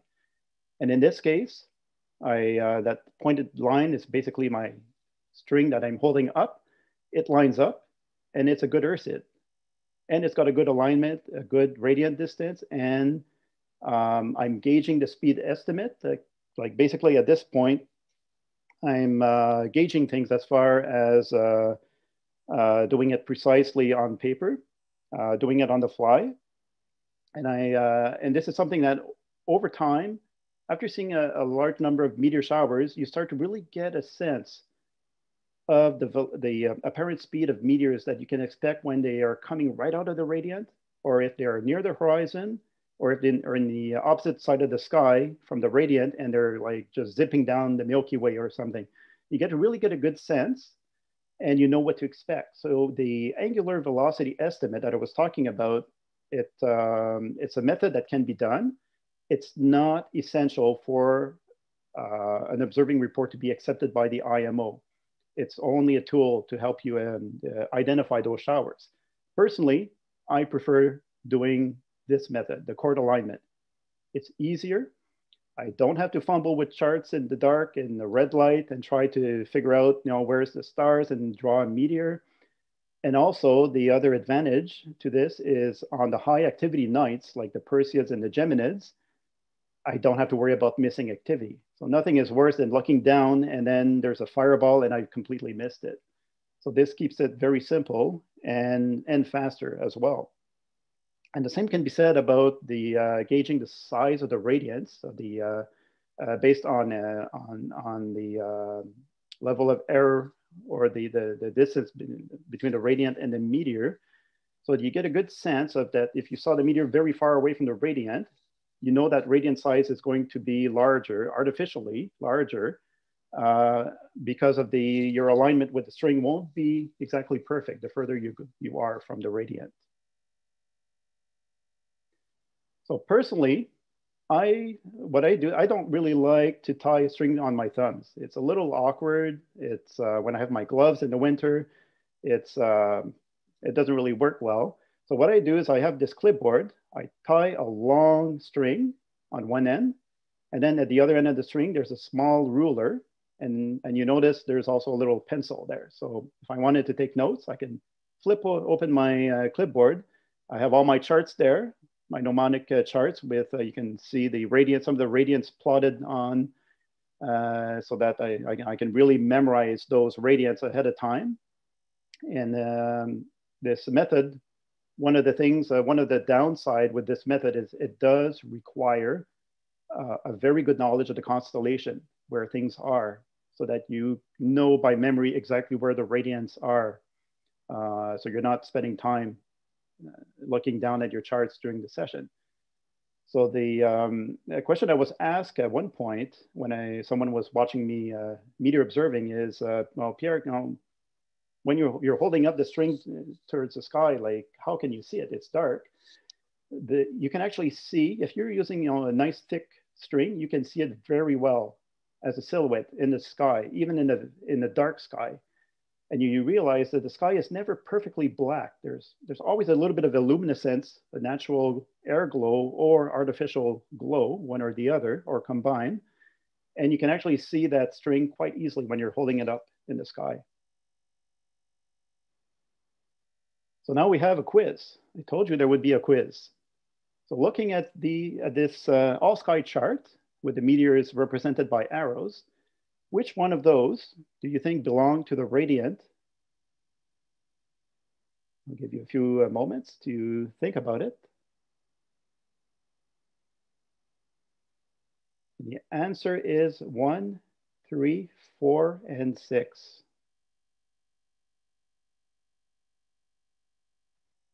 Now number 2. So let's assume we're out doing a meteor watch. So the radiant is on the horizon and you begin your watch. A faint earth grazer that you plot as number 1. It appears and it takes several seconds to move across more than half of the sky. Then you see a bright fireball with a train and you plot this as number 2. And the wiggly line, that's to represent the persistent train. And so you see that climbing up. And then you spot a third meteor at the opposite end of the sky that moves more slowly towards the horizon. So you determine that these meteors have the appropriate angular velocities and they belong to the rising radiant. Is that true or false? Well, the answer is true. So think of the golden rule number 2, the distance between the radiant and the meteor. In this case, you would think that these two, that number 1 and number 2 are not part of the radiant because they seem a little too long. But we have an earth grazer and we have a fireball. And those are somewhat the exception to this rule. And on the other hand, meteor number 3 that you see very far from the radiant is kind of short, but there's no rule that a meteor can be too short for its radiant. So this is the last one. You set up facing the eastern sky and you see a meteor that you plot as number 1. It lines up with 2 different showers. So you figure that it must belong to radiant 1, which is closer to the meteor. Is that true or false? The answer is false in this case. And in this case, unfortunately, the observer was facing eastern sky, and that meteor, there's no way to tell whether it's from radiant 1 or 2, because the criteria is good for both radiants. So ideally, when you're observing multiple meteor showers, you want to try to avoid that kind of situation. And the optimal field of view, in this case, would be to face the southern sky. And you would be seeing, in this case, meteors number 2 and number 3 would be a lot easier to assign to the radiance, to trace back. And without any question, you can tell that number 2 is from radiant 1 and number 3 comes from radiant 2. Okay, Pierre, I think we're going to have to skip section 3 for tonight because we have a lot of observations. Okay, that's fine. I will definitely look forward to sharing those showers at an upcoming meeting. And I'll try to get you in as soon as I can. Excellent. Thank you very much, Dave, and everyone. Okay, well, thank you, Pierre. That's fascinating. It's I never really was able to figure out where they were coming from, or I mean, which one they were associated with. So that's great. Thank you. You're very welcome.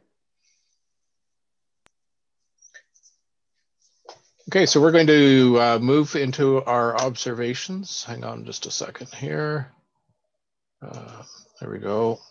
Okay, so Rick is up first.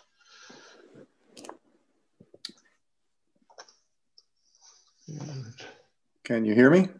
Yeah, I can hear you. And I'm just going to, I'll just leave myself highlighted because you don't have your video on. So that's fine.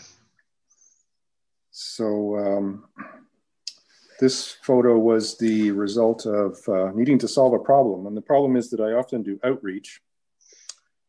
And invariably after the oh wow moment, when I'm showing someone Jupiter or Saturn or the moon, they pull out their cell phone and want to take a picture through the telescope that we're using. And they struggle for a while and get frustrated and hand it to me. And I struggle for a while and get some half in focus, half out of frame shot, and then repeat for the next person in line. So I asked for and received a cell phone universal adapter for cell phones as a Christmas present from my son. And I headed out to FLO on the night of the full moon, just by chance. It was clear that night, December 29th. And really my first attempt at astrophotography kind of surprised me how good it was. This was taken with the 18-inch Starmaster at FLO, 17 millimeter Teleview eyepiece, an ND filter, and it's about 163 times magnification using an iPhone 10. I just used the built-in camera app, nothing special like what Loïc was talking about. Flash was off, and I used a self-timer just to avoid any vibrations after I'd completed the movement. And the fact that it's half framed that was just the best I could do. I stopped at this point. I kind of like the effect. It looks like it's rising a little bit, but if you look at the edges, it's not perfectly in focus, but for a first attempt, I was quite happy with it. So if I can do that, I'm pretty sure anybody can with a simple eyepiece adapter that are made for binoculars or telescopes. And all I had to do was remove the rubber ring, the eyepiece eye relief rubber ring around the edge of the eyepiece, and it's able to fit on 1 1/4 and 2-inch eyepieces. So that's my shot, and I probably won't do a lot more, but at least now I can get pictures for people when they're looking at me on an outreach session. Okay, super. Thank you, Rick. Next person up is Rob Dick.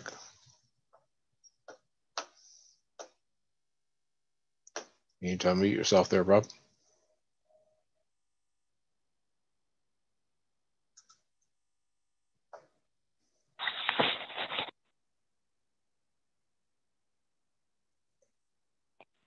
Can you hear this?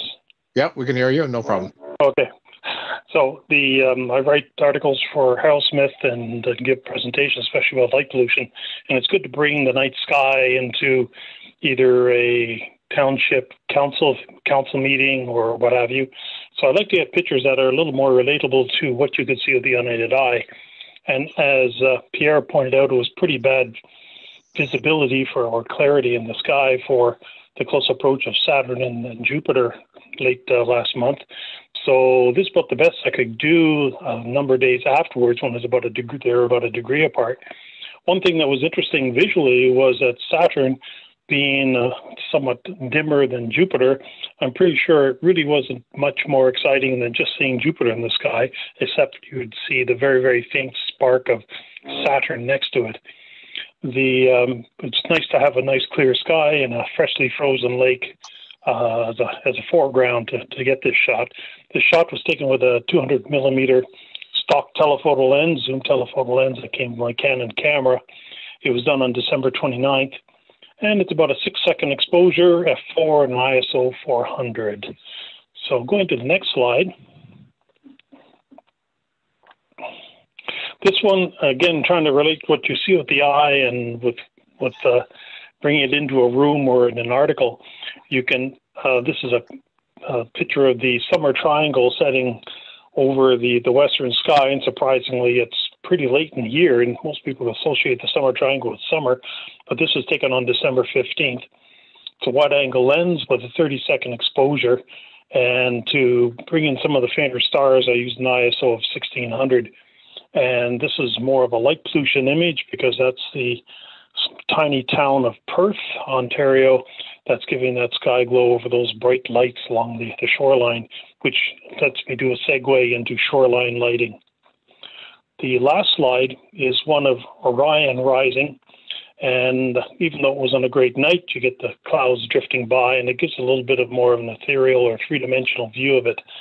And of course, a bit of Orion was hiding. I was hoping to get all of Orion above the horizon, but it had pretty well socked in by then. So it's kind of nice to take pictures that makes the sky more memorable, because when I go out for night walks, this is just about what I end up seeing when I'm out in the country, and they're images I like to remember. And that's about it.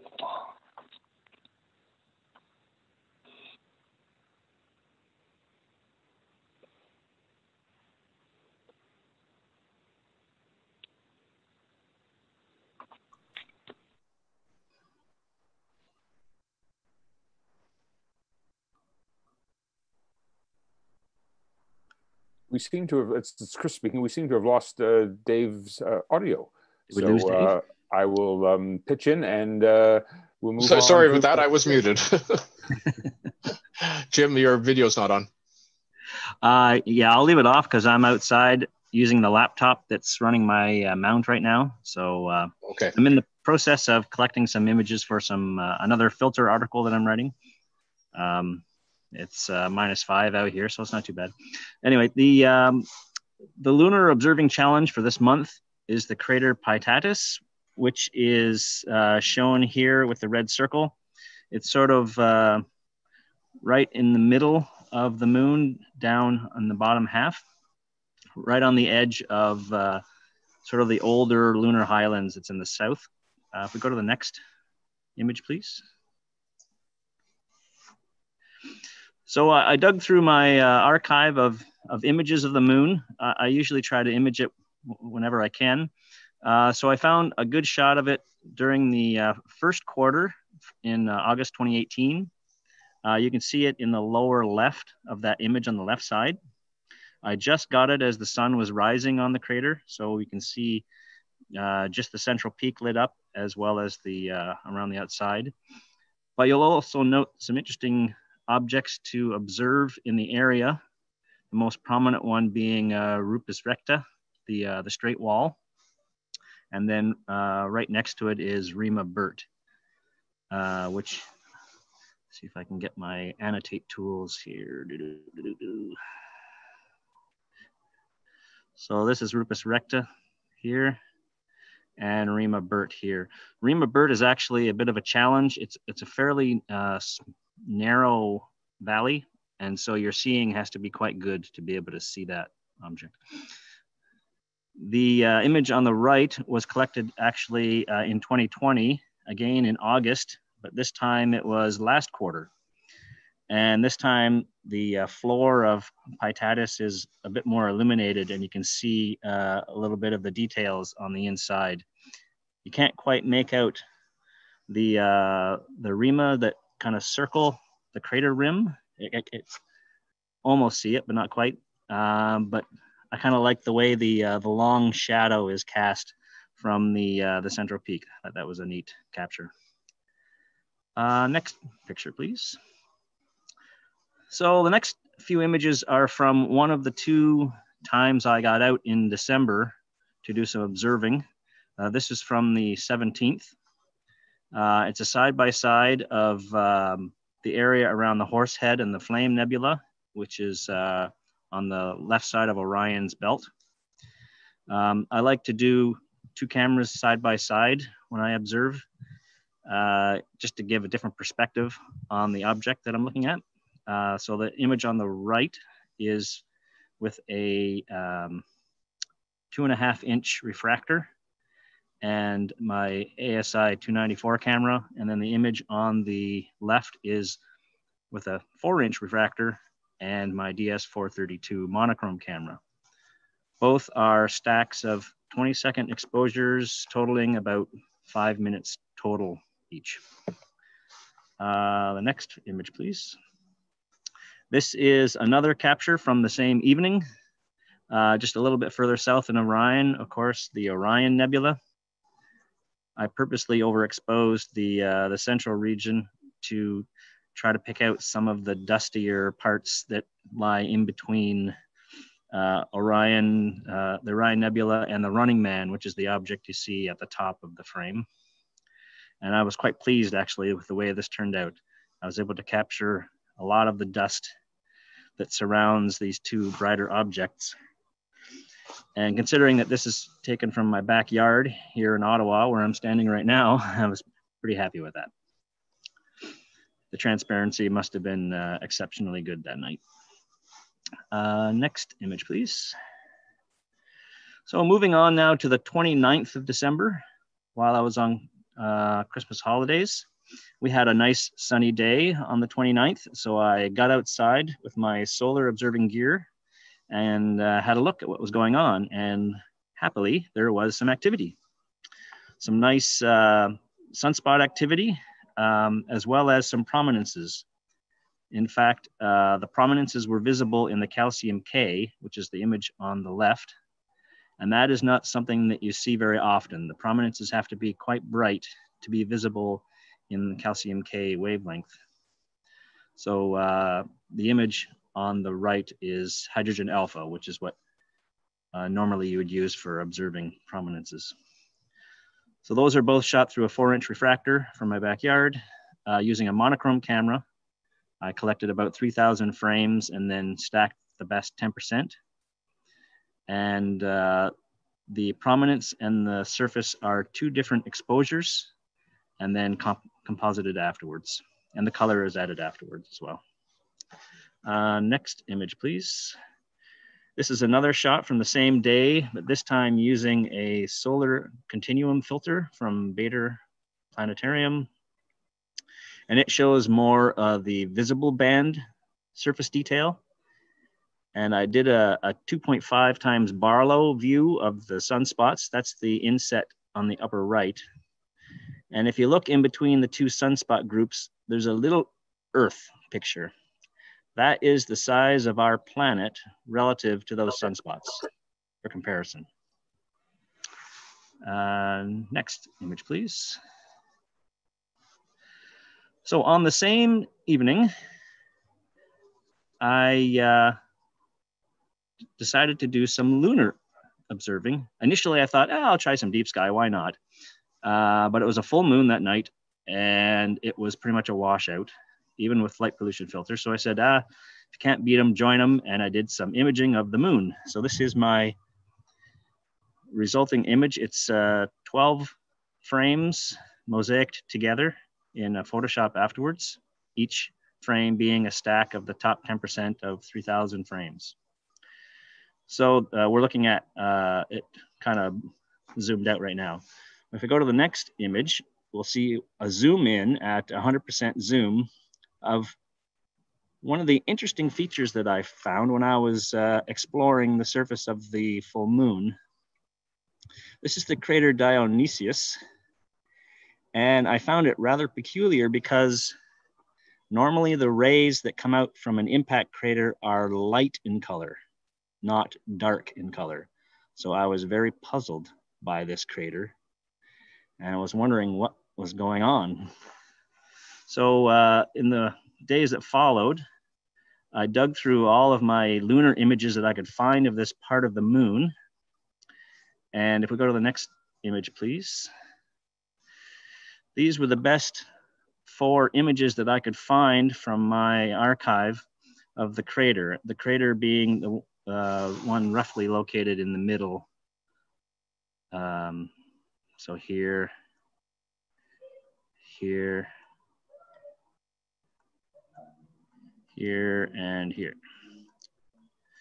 And by the way, the Apollo 11 landing was kind of in this area in the, if you look in the lower right corner, around there. So in all of these images, you know, I couldn't really see what was causing these dark streaks. They certainly don't show up when the crater is lit from the side. The full moon image in the lower right, it did look like there was something going on with dark streaks, but not very well defined. So the image that I took on the 29th of December was the first time that I've ever observed those streaks clearly enough that they kind of stood out. So wanting to know what was going on, I dug a little deeper. Go to the next image, please. And I looked at all my maps that I have. This is a clip from a NASA Lunar Map from 1978 for the area around Dionysius. And although the artist that did the shading did show some light and dark stripes, it doesn't really imply that there are dark ejecta rays. So I moved on to my next source. Go to the next slide. And I went to a website called quickmap.lroc.asu.edu. And it is, in essence, all of the images captured by the Lunar Reconnaissance Orbiter in a nice, easy to use interface. I'd like to thank Simon Hamner for pointing this out to me. I hadn't been aware of it until about 2 weeks ago. And it's an awesome site to explore. You can zoom in, zoom out. You can go right down to, you know, tens of meters per pixel. It's crazy the detail you can get. And there's all kinds of layers that you can put to change the view of the area that you want to look at. So this is the crater Dionysius. You can kind of see by the shading that there are some light and dark rays from the crater.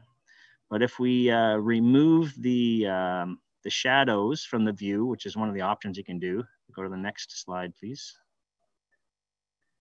You can see an image that looks more like what I captured from my view on the 29th. So that it does seem like there's dark colored ejecta coming from this crater impact when you compare it to the color of the material that's underneath. So digging a bit more into this online tool, I found that you can plot the concentration of titanium dioxide. And I figured, oh, let's try that and see what it looks like. Go to the next slide, please. So in this image, the lighter the shade, the more titanium dioxide there is. And what do you know? Those dark streaks that I can see in my image correspond to higher concentrations of titanium dioxide. So there you go. Next slide, please. This is my last image. This was recorded on the same night, the 29th, when I came outside to pack up around midnight, I think it was.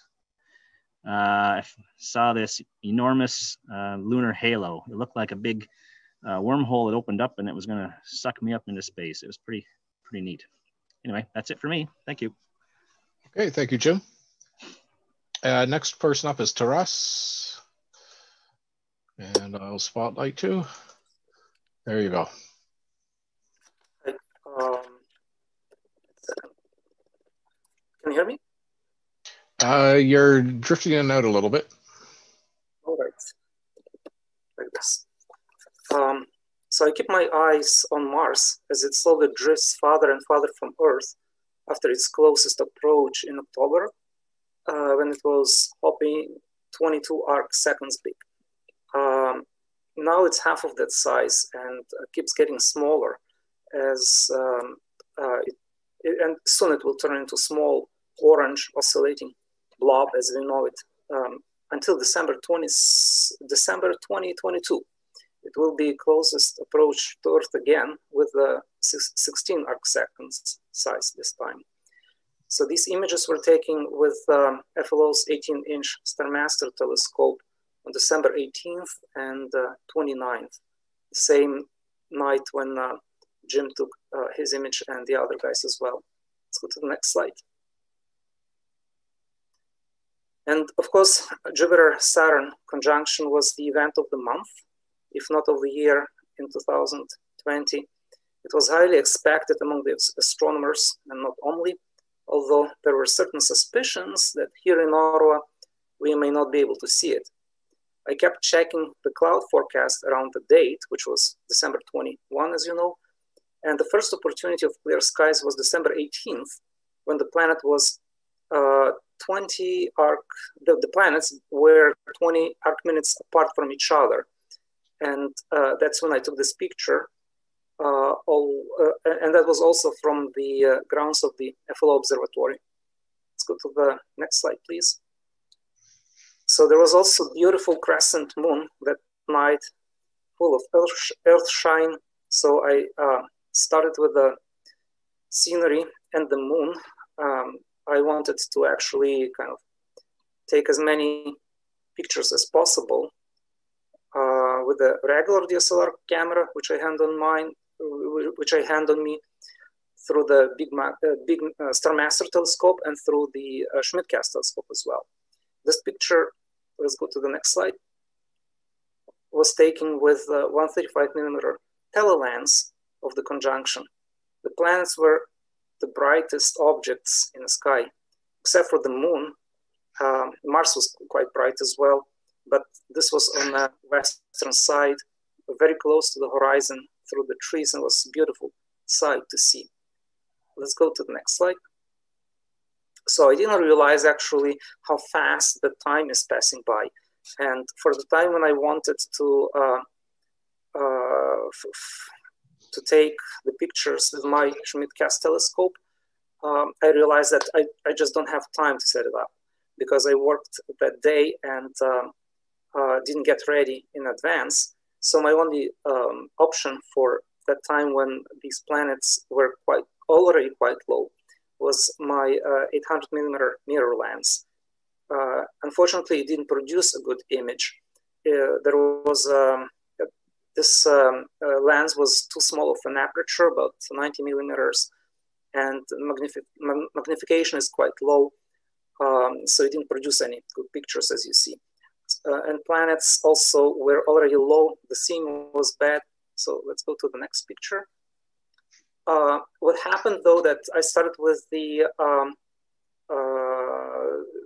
Star Master again at the observatory, and I managed to take some pictures of the planets through the trees. Those in the larger green boxes are the pictures from the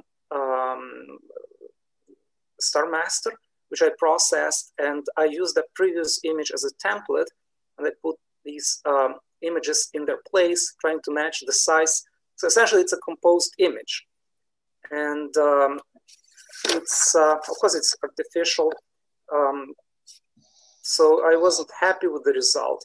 I felt like I cheated and didn't see a lot of conjunction itself in a rush of doing different experiments. So I hope to have a chance to have a look at that or to take some shots again later on. Let's go to the next slide. So indeed, the day of the event, as it was expected on December 21st, was a no-go for the entire Ontario. It was expected, it was very disappointing. However, the cloud map on cleardarkskies.com would show a relatively large patch of clear skies above Kingston area, and for the next day, on December 22nd. So I took an early leave from work that day on December 22nd. And this time I wanted to be ready. So I drove 2 hours to Napanee Onwood Service Center, where I set up my telescope and took these pictures. Indeed, there was a huge entire sky-size mother of all sucker holes, as I've heard someone calling it. So there it was, a beautiful sight of 2 bright planets. Sorry, let's go to the next slide. This was taken from there. Beautiful sight of 2 planets, only 10 arc degrees apart, with the view of the 401 at the bottom of the page, of the image. And I was quite happy with this image. And of course, I tried to image them through my Schmidt-Cass. So this time let's go to the next slide. Yeah, so this is a close-up. If you didn't have a chance to see these planets in the previous picture, I zoomed them in, and you can clearly see the difference in size and in brightness. The view was quite good. The skies were clear. I was very pleased with what I saw. And let's go to the next slide. So through the Schmidt-Cass telescope, I shot minute-long videos and then stacked them. The result is somewhat different actually on that composed image, which I showed you. As you can clearly see the difference, there is a difference in planets' brightness. Jupiter was much brighter than Saturn. I only stretched the histograms a little bit to highlight the moons of Jupiter, and they popped up a bit clearly after that. So while stacking these videos, I realized that there is a significant change in both Jupiter's rotation phase and Saturn position. Sorry, so I put this, let's go to the next slide. This, if you can play it. I put this motion GIF together for the 2 shots, and you can see the comparison in moon's positions, Jupiter's moon's position. There is a little bit of belts visible how they rotate, and most important, Saturn is actually drifting away. So it's still at the distance of about 10 arc seconds. And can you imagine what this image was like, what the view was like when it was half of this size, the distance, I mean, half of this distance, much closer to Jupiter on the 21st. Unfortunately, we didn't get to see it, but I was happy that on the 22nd I had the chance to see this and take the pictures. And that same night on the 22nd, when I got back to Ottawa, unfortunately, there were clouds all over again. Thanks, that's it. Thank you, Teres. Andrea's up next. Just give me a second here.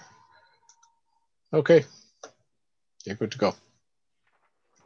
So I was also out on the same nights as everybody else. This was early in December. I took 2 images of the Tadpole Nebula. This was one that I took with the L Extreme filter. Sorry, no, this is the one I took with the L Enhance filter, which is a narrowband filter. And I used a color camera, the ASI 533, and it was through the Hyperstar on my C11 Schmidt-Cassegrain.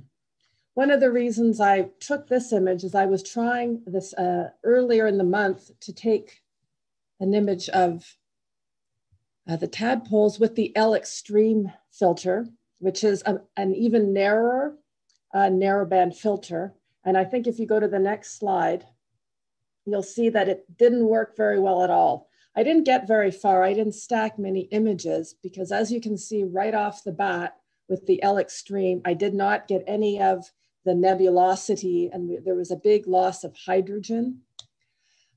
If anybody is using a RASA or a Hyperstar that has super fast optics, the consensus is that the L Extreme is not particularly good, but the L Enhance filter worked very well for me and I use it a lot. In this image, you can't even really see the tadpoles and I really tried to pull it out. The oxygen is showing up as the rust color. So that was an experiment that failed, but I was happy with my previous image, which was about just over an hour at f2 with the Hyperstar and my color camera. And the next image, please. Oh, this was this was the night, I think December 17th or the 18th. It is the Iris Nebula. It is in Cepheus, so it's a circumpolar nebula. And what I love about it is that it's not pink, it's blue. And because it's a reflection nebula, I only use the L Pro filter, which is a simple light pollution filter. This is a stack of, I believe it's an hour and a half of images, again with a color camera. And it's been processed to try and bring out the dark dust that surrounds this nebula. And I'm happy to report the L Pro filter worked perfectly fine with the Hyperstar and with the fast optics. So I was happy about that. And the next slide, please. So after my disappointing adventure with the L Extreme and the Hyperstar, I decided to try the L Extreme again on a small refractor. It's a 51 millimeter refractor. This is about an hour and a half of exposure at, I don't know what speed it was, but it took a lot of exposures to get much from the L Extreme. This was a stack of 5-minute exposures. I think about 40 of them, so over almost 3 hours. And the stars are very small and nice, but it took a lot more exposure time to get any kind of images through the L Extreme, which is a very, very narrow filter. This was, however, taken the night of the full moon. So that's a plus of the L Extreme. So it worked on my other telescope, so I was happy about that. Otherwise, it would be for sale. Next image, please. This I just thought was fun because I've been playing with different processing techniques. You can actually in this image see the gradient that came from the full moon. Because the L Extreme is a narrow band filter, you can isolate the hydrogen and the oxygen bands in the images, and you can recombine the images to produce different color palettes, which I did here, and it's really more art than science. The next image, please. So this was the highlight of my month. This was taken around the 17th or the 18th, one of those evenings. It is NGC 2264, the Cone Nebula. the Christmas tree star cluster, and you can even see the Fox Fir Nebula, which is the brown nebulosity. Again, this was taken with the color camera, the ASI 533 CMOS camera. I used the L-Enhance filter, and there was the Hyperstar, and this was, I think, 45-second exposures, unguided, because my guide camera was having a meltdown. And let me see, it was just about an hour and a half total exposure time. And it was processed in PixInsight and Photoshop. And it's pretty much my favorite one of the month. So thank you. Amazing images. Thank you, Andrea. I'm going to turn it over now to Richard. Hello.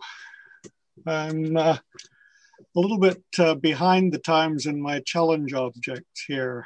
This is one of the ones from November. This is M52 in Cassiopeia. I've been just taking pictures from my own driveway here in Ottawa recently, and so I'm not going to catch much nebulosity without any filtering, so I went for clusters. So this is M52, but you can actually see just a hint of the bubble nebula up in the top right. There's a little bit of a pinkish nebulosity there that you can, if you squint right, you can see that it's got part of the circle of the bubble nebula. Next one, please. However, I was also pleased to find that I could get a galaxy, again from my own driveway here in Ottawa. This is the challenge object NGC 7331, also known as Caldwell 30. And then when I took a closer look, just to the right of it, you can actually see most of Stephan's quintet, a cluster of galaxies. They're very faint, so I was very pleased that I'd actually managed to capture those ones. Next one, please.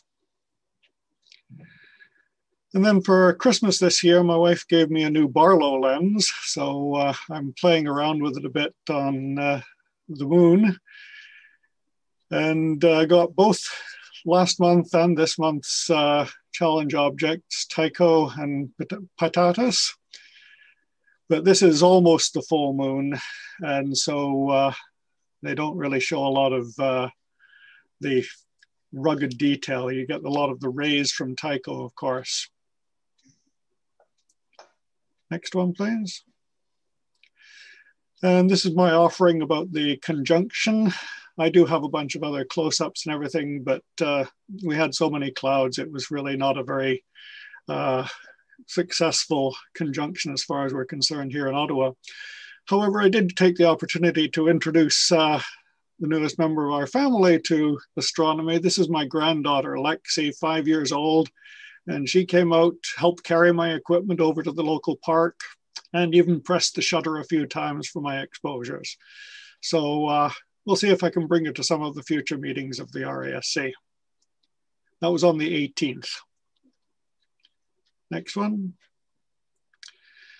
And here is the last full moon of the season, the cold moon. And for this one, I tried using my new Barlow with my smaller telescope, the William Optics Z73.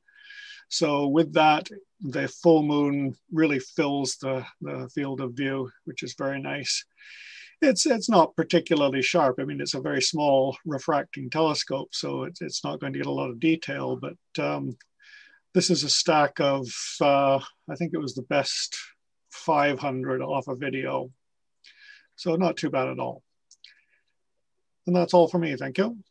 Thank you, Richard. Next up is Jim. Sophia, hang on a second here. Yep. There you go. Okay, thank you. Well, I'd like to share two images that I took off my balcony here in Ottawa before Christmas on 2 moony nights using my Celestron 8-inch Evolution mount with a Mellencamp Skyraider camera. I used the light pollution filter, which I certainly needed, the IDAS Nebula Booster, which is what it's called. and I post-process both images for noise reduction and contrast. So what you're looking at is the Crescent Nebula in Cygnus, and this is a stack of 17 22-second exposures, approximately 6 minutes. Next slide, please. And this is the Crab Nebula in Taurus, a stack of 10 25-second exposures. And I was really pleased with the detail and the filaments of this supernova remnant. Thank you. Thank you, Jim. Bob Olson is up next.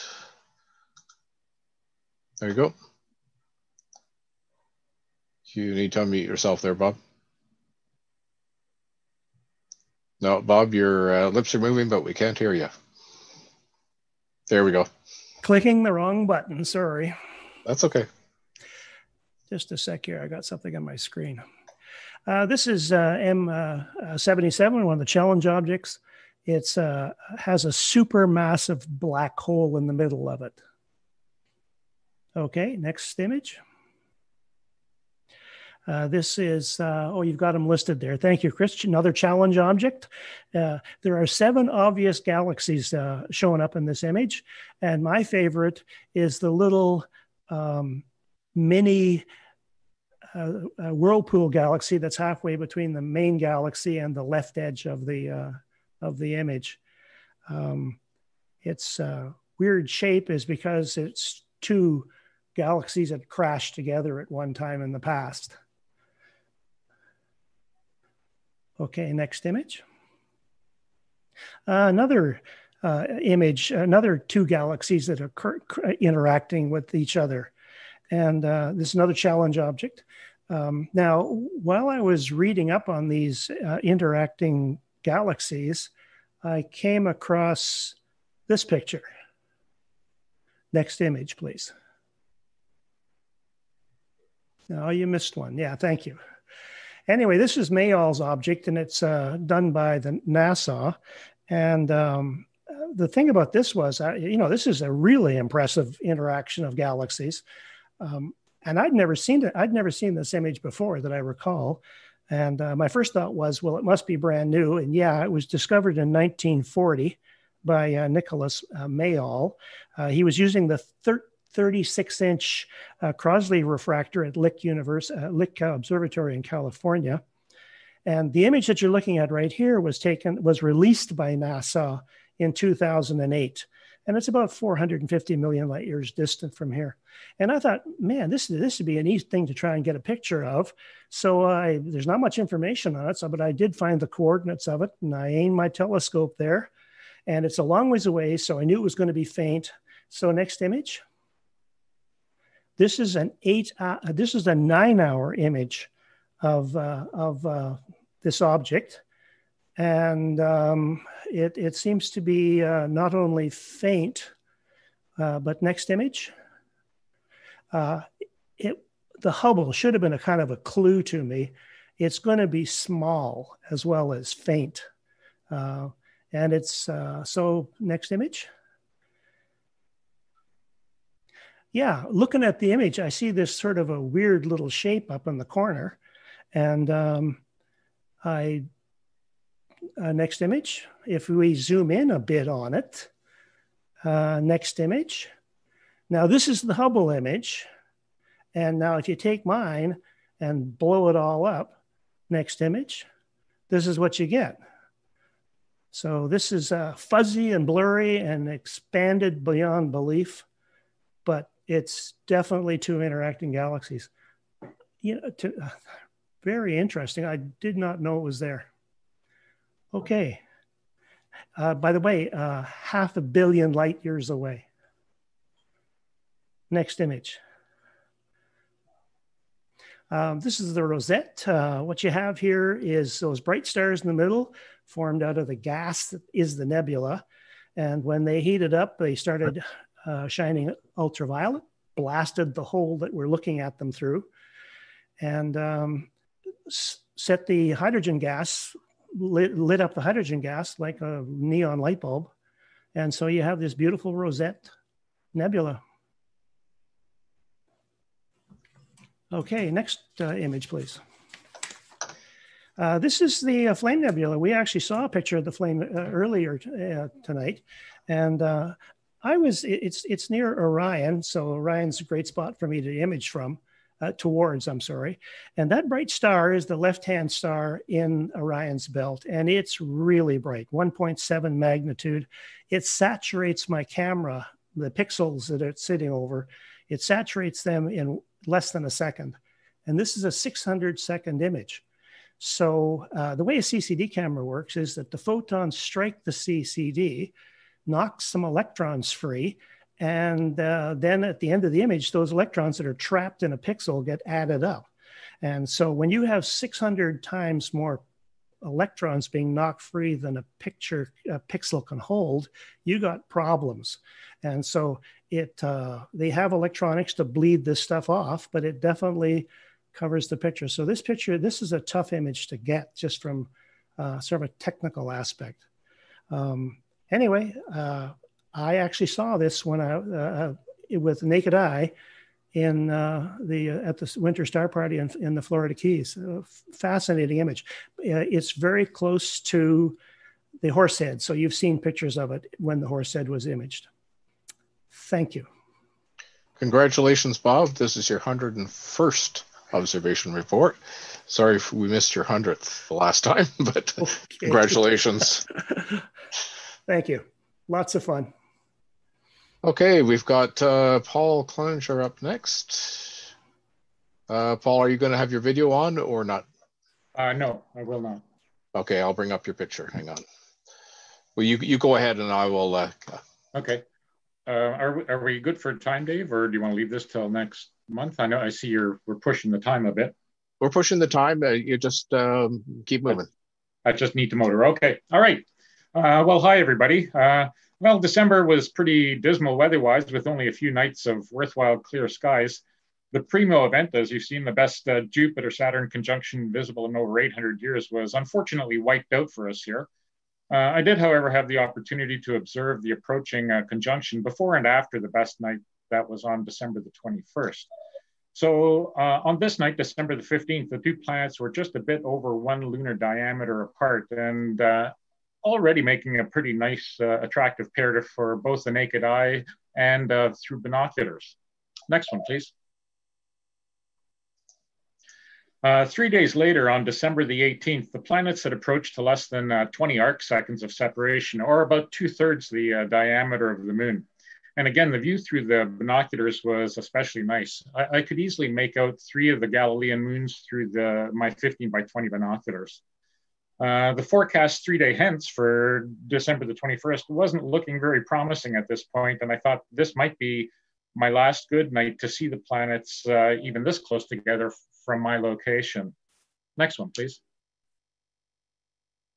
That actually turned out to be the case because the next 10 nights in my area were overcast.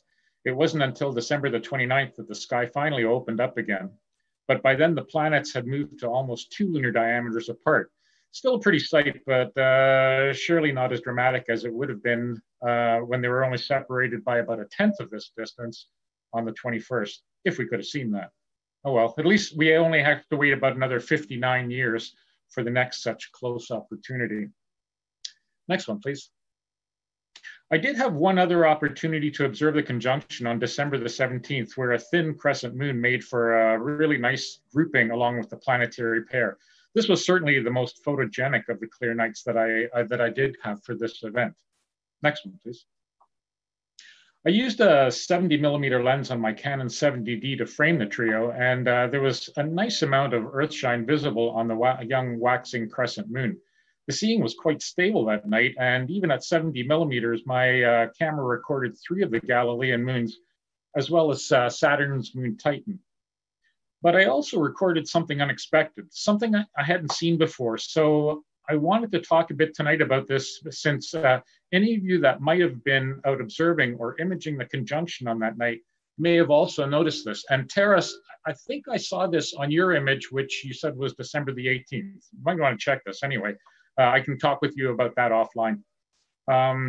Anyway, this thing that I saw for a space junkie, it actually turns out to be kind of a cool thing.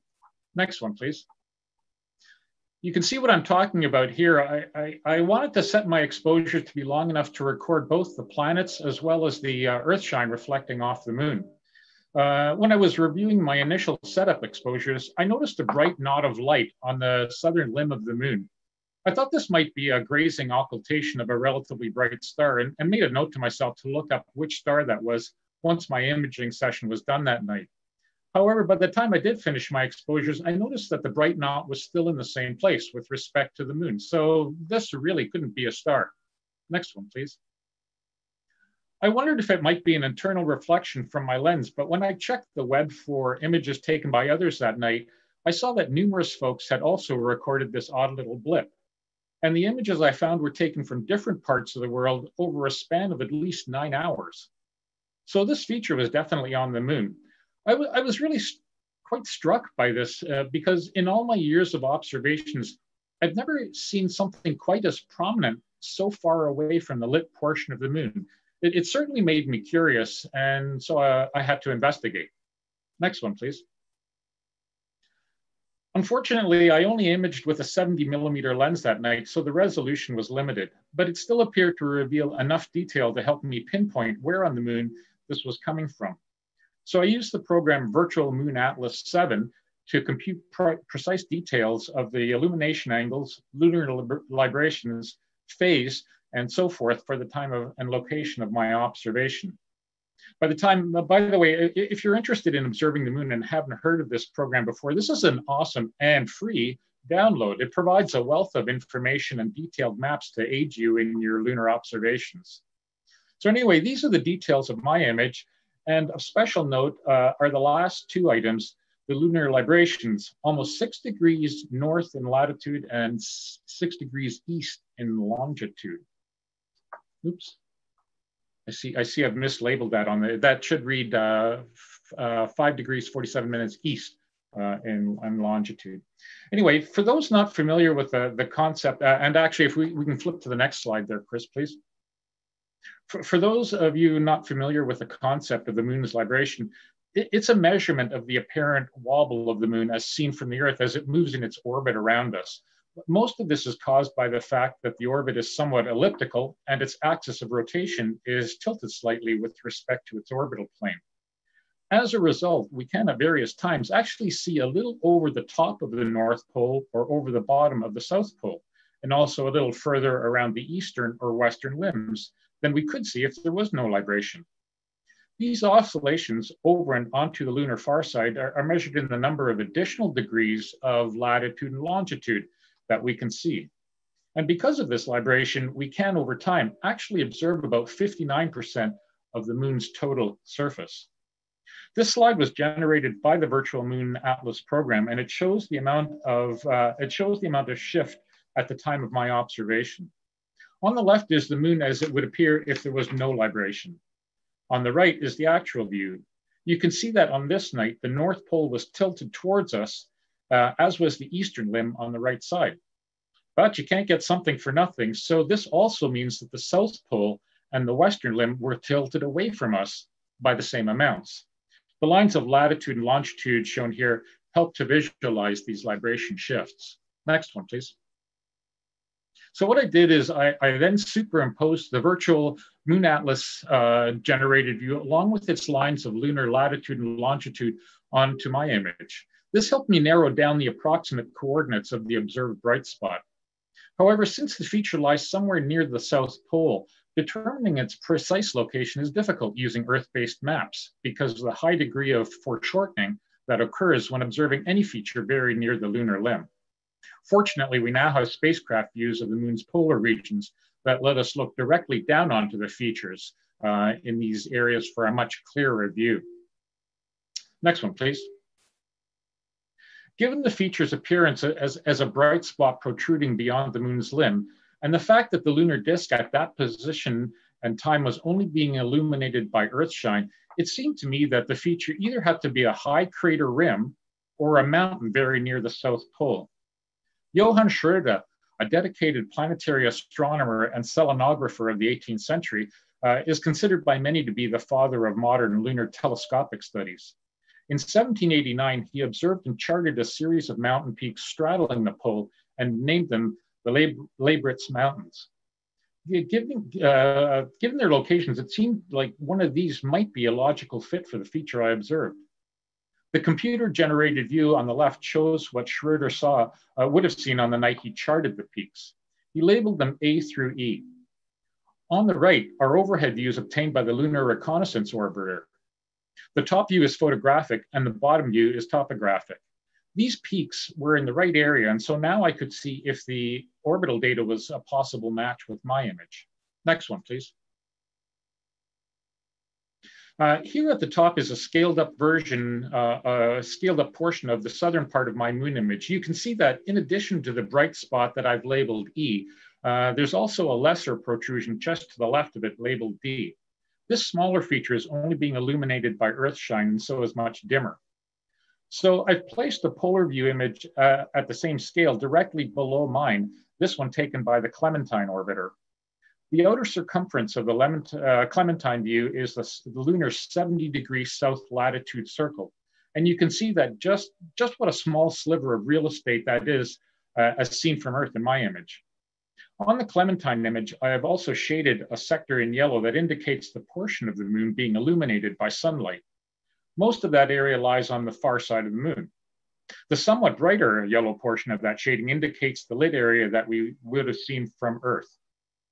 The horizontal line separates the lunar near side from the far side that we could see on that night. Note that the line doesn't go through the center of the Clementine image, but somewhat above it.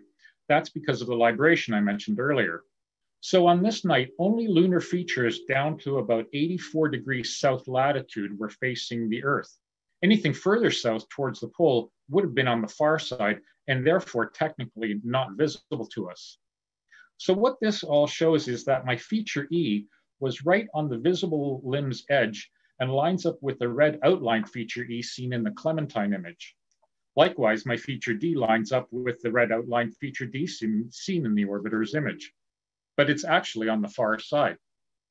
And neither of these features are being directly illuminated by sunlight. So how is it that we can see them? As it turns out, features D and D are two of Johann Schroeder's Leibniz peaks and are nowadays referred to as the Malapert Massive and the Leibniz Beta Massive, respectively. They're two of the moon's tallest mountains and are literally poking up over the edge of the lunar limb, thanks to the particular combination of lunar libration in latitude and longitude on that evening. And because of the moon's phase at this time, the bright spot is actually the top of the Leibniz Beta Mountain's eastern flank and is being lit up by sunlight streaming in over the limb from the far side. Next one, please. These mountains are amazing in their proportions, and as you can see here when their elevation profiles are compared to our Mount Everest at the same scale. And they're adjacent to some of the deep craters near the moon's south pole that are believed to harbor frozen water ice in their perpetually shaded floors. Next one, please. This last fact, coupled with the mountain's awesome elevations, is what makes these features particularly interesting to me. Here we have two locations on the moon that have been identified as prime targets for the next human landings in America's Artemis program, a program that Canada has signed on to and that opens up future opportunities for Canadians to be directly involved in lunar exploration. The life-sustaining water ice of the deep craters and the near eternal sunshine available for solar power on those mountaintops makes this area an obvious choice for the first permanent human outpost on another world, hopefully in the not too distant future. But for now, we can turn our telescopes there, and under the best conditions, we can let our imaginations run with the view. Last slide, please. So this last slide is just that. It's a bit of an imaginative view of how the illuminated Leibniz Beta Massive in my image might have appeared on that night to an observer actually on the moon. I assembled this simulation by combining a very low altitude view of one of the South Polar Rim Mountains taken by the Lunar Reconnaissance Orbiter with a starry background I shot that depicts a portion of the sky actually visible from that location at that time. Thanks for listening. If anybody else observed or imaged this feature on December the 17th, I'd love to hear your impressions of it and see your images. I hope to image this region again myself in the future at a higher resolution for a much clearer view. Stay safe and clear skies. Thanks, everybody. Cheers. Okay, thank you very much, Paul. And Andrea had made a note in the chat that she'd actually captured this feature as well. So cool. Maybe you can share some images with her. Absolutely. Okay, moving on then. Our last month's lunar challenge was M77 NGC 660. We had the advanced challenge NGC 2263 and 2266. And our lunar challenge, Crater Epigenesis, and we had a number of images for that. That's super. And so next slide, please. So our beginner challenge is Messier 45. It's an open star cluster in constellation Taurus, also known as the Pleiades. And visible to the naked eye under suburban skies, a great binocular object. Next one. Intermediate challenge is NGC 1055, a spiral galaxy in Cetus. And that's our intermediate challenge. Our advanced challenge is IC 1613, regular dwarf galaxy in Cetus. And our lunar challenge is Mare Cognitum, and it's an impact crater, landing site of the Ranger 7 lunar probe. And that is our lunar challenge. All these challenges will be published in our Astronotes. So take a look there. Here's a summary of what the challenges are. And thank you very much, Oscar, for pulling these together.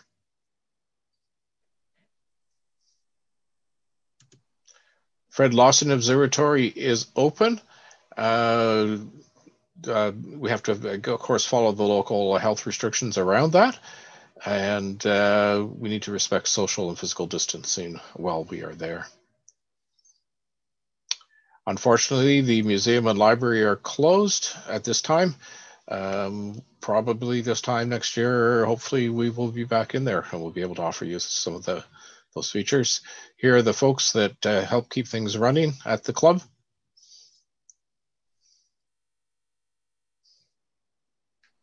We had 98 out at any one time. Thank you to all the organizers and speakers for this evening. And thank you to the RASC National Office who loans us their Zoom account for these purposes. If you have any comments or ideas, I am looking forward to ideas for upcoming speakers and so on. I do have some lined up for the next few months, but I'd love to get your feedback on what you'd like to see. Even if you don't know a particular individual, if you have a particular topic that you would like covered, I will reach out and see if I can find somebody to cover that for you. So send an email to me, meetingshare@ottawa.rasc.ca. If you'd like to become a member of the RASC, regular memberships are $88. Family memberships $82.50 plus $15 an adult and $8.10 per youth. That's a great deal if you've got family members that are interested in the RASC, and youth membership is $53 for under 21 or under 25 if you are a student.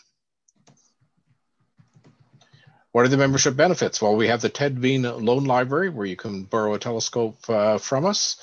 Once the museum reopens, you'll have access to the Stan Mott Library.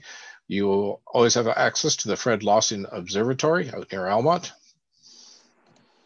And then nationally, you're going to get the Sky News, which is owned by RASC, comes out every 2 months, great magazine.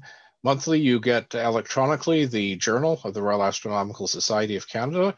You do have an option when you renew your membership to get the hard copy. I like to get a hard copy myself. I find it's easier to deal with than looking at it on the computer. You get the Great Observer's Handbook. All of us received ours in December. And that's an amazing resource. And we have our locally created Astronotes from Gordon Webster, a great publication. It has a summary of a lot of the stuff we cover at the meeting here, the challenges, the Ottawa skies, and some really neat articles as well. Next meeting is February the 5th at 7:30 p.m. And again, any ideas for observations and so on, please send them to me. I will send out a meeting notice about a week ahead asking for observation images. And please don't wait to get them in. We actually had more images than we could deal with this month. Sooner you get them in, the sooner you'll have an opportunity to be able to show them to us. Anybody who, if we do get too many images, you'll be first priority for the next month to show them. And I think that's it, Chris? That's all, folks. Okay, thank you very much. Stay safe, and we'll see you next month.